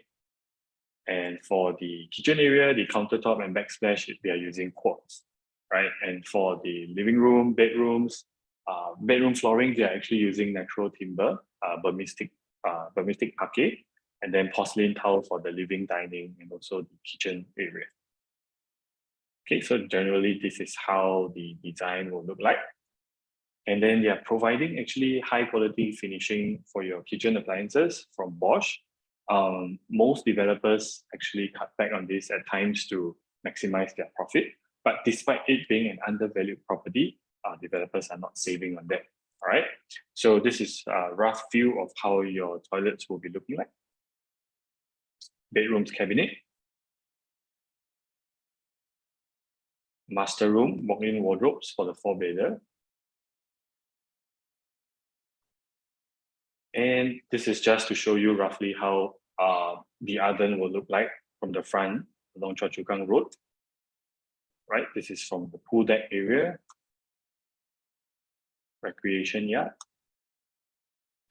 So we do have units from level 1 that has direct PES, that has direct access to the pool as well. So bear in mind that because it's a small development, 105 units, every unit type, every layout that you saw earlier has only limited units of about 15 to 20 units. All right, so if you are particularly keen on any of the unit type that I showed you earlier, do register interest with your respective ERA agents today. Okay, so to sum up today, I just want to share for the other why it's a good buy. Number one, it's not stated here, but number one, the price itself already speaks for itself. All right, you can't find anything below 2,000 per square foot right now, not to talk about 1,700, 1,800 per square foot. All right. And then for the other, it's near to transport and amenities. We are just 8 minutes walk to Bukit Panjang MRT. It's located within a low development density zone, right? We are surrounded by the semi-detached enclave. And the other is on an elevated plane, which I showed you earlier. And it's an exclusive development, only 105 units, direct resident entry and exit along the pedestrian gate to Choa Chu Kang Road. All right, and all the blocks here are actually facing a north-south direction. So you do not have to worry about selecting a unit that has west sun and all that, right? And one of the key here is that Arden has high floor-to-floor ceiling height of 3.5, which you can feel it for yourself at the show flat. It's really comfortable and spacious. All right. Well, I guess that's about it for the Arden. Back to my earlier point on upgrading, do remember 2 points. When you want to upgrade, you need to see whether it's the right time to exit your current property and if it's the right time to enter your next property. All right, so just one final recap. HDB prices are at all-time high in a 20-year history. That itself, I feel, is the right time to sell. And we are not waiting out any further because I have shown you that government has already stepped in to implement cooling measures. They have intervened to try to bring down the prices. And I have showed you an article to show you that the rate of increase has actually slowed down and they are also increasing their supply, right? So by reducing demand and increasing supply, we are expecting the HDB prices to trend downwards in time to come. So please do not miss out on this golden opportunity to exit and cash out your profits from your HDB. All right, and if you're going into a private property market, I think now it's a good time because Like Arden, you can't find any other developments out there that's below 2,000 per square foot. All right. And I feel that entering at 1,007, 1,008, you would still make a profit in time to come. You know, it just depends on how long. But at the end of the day, looking at the current property land prices, looking at inflation, looking at the demand, we are definitely trending upwards. All right. But I can't say for sure how long will it take to make a handsome profit and all that, right? I cannot predict the future, but I have given you data and statistics to prove when to exit and when to enter. Okay, if not, that is all I have today. It's a short sharing, but I don't want to take up too much of time because I want to leave you to see the actual show flat yourself. All right. Thank you so much, Ben, for the advice and for taking time to bring us through the Arden this afternoon. I think before we wrap up this final session for day one of ERA's new launch showcase, we have a few questions that we've received from our viewers that we'd like to ask you. Okay, if sure. you could, so if you could answer maybe 3 questions for us. I have 3 questions. The first up is, I am a first timer. Should I buy now or wait? Okay, that's a very good question. I think as a first timer, we are always worried on what should we buy, whether to buy now or not, right? So again, I just want to remind you, please do not fall into this trap, which I call the price trap. Most of the time, as first time buyers always tend to look backwards, right? If I enter now, private property prices have went up so much. If I were to enter now, is it risky? Is it going to drop? You know, so I have shown you that prices did really go up. But again, you have to remember, do not fall into this price trap of looking backwards, look forward, right? So yes, prices have gone up, but the key question here is, will prices continue to go up, right? So I have shown you the reasons why I feel prices will still trend up. Okay, so I hope that answers your question. Yes, thank you so much. We'll move on to question number 2, Ben, and our viewers were asking, does the Arden have low land cost advantage? Yes, definitely, which is why we are actually selling the low 2,000 per square foot.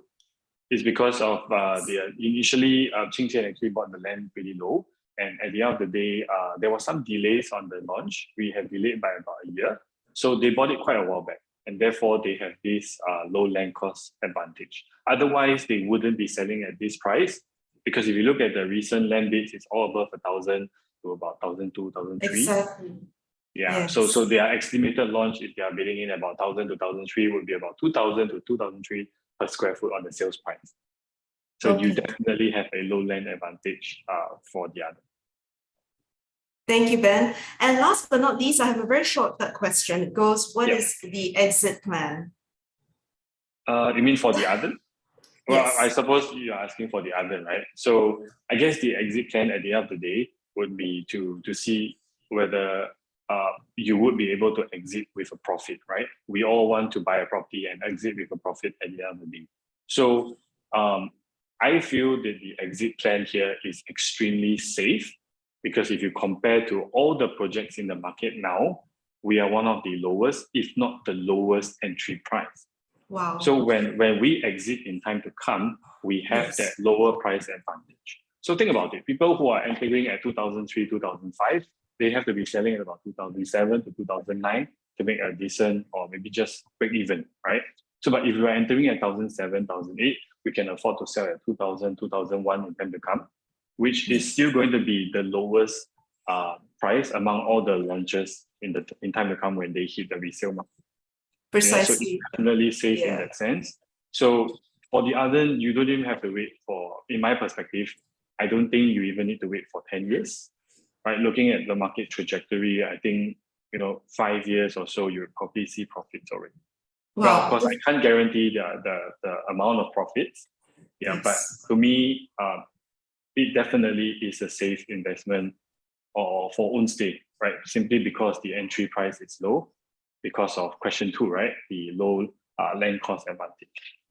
I think the future looks very bright indeed. Thank you so much, Ben. And that's Senior Group Division Director Ben Lim, bringing us to the end of day 1 of ERA's new launch showcase. We hope you've enjoyed our sessions and have learned more about the developments you are interested in. Now, before we conduct our lucky draw, we're going to flash that QR code for you one last time, just in case you missed it a little earlier, because we want as many people as possible to get in the running to win that $500 staycation voucher that we're giving away for today for the Fullerton Hotel. So I'm going to just give you guys a little bit more time to scan that QR code that's up on your screens right now. And so you can enter your details and hopefully walk away with that voucher.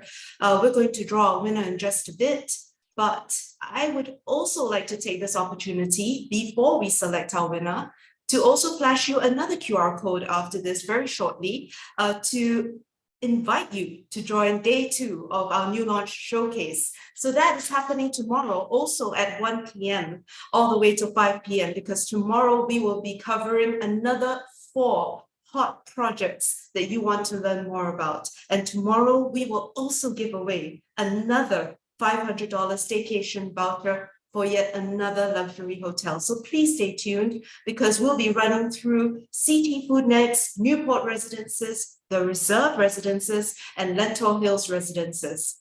But for now, it's time to select our winner. If you've already scanned your QR code to register for tomorrow, to invite us to do the honors to select our lucky draw winner, please welcome our Deputy CEO, Ms. Doris Ong, who will be pressing the button and selecting our lucky winner for this afternoon. Let's go.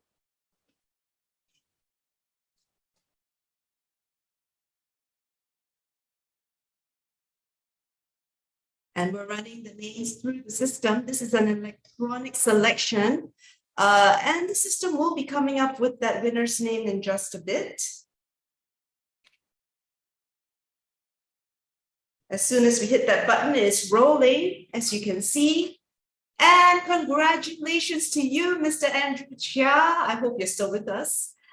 You win a $500 staycation voucher for none other than the Fullerton Hotel. And we'll be in touch with you in the coming week to let you know how you can collect your prize.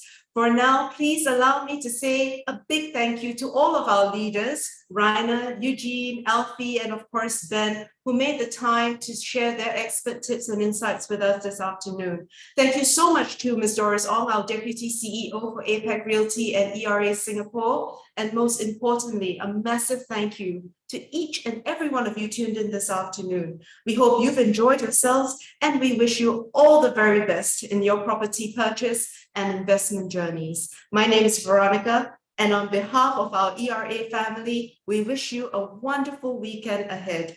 Take care. Goodbye.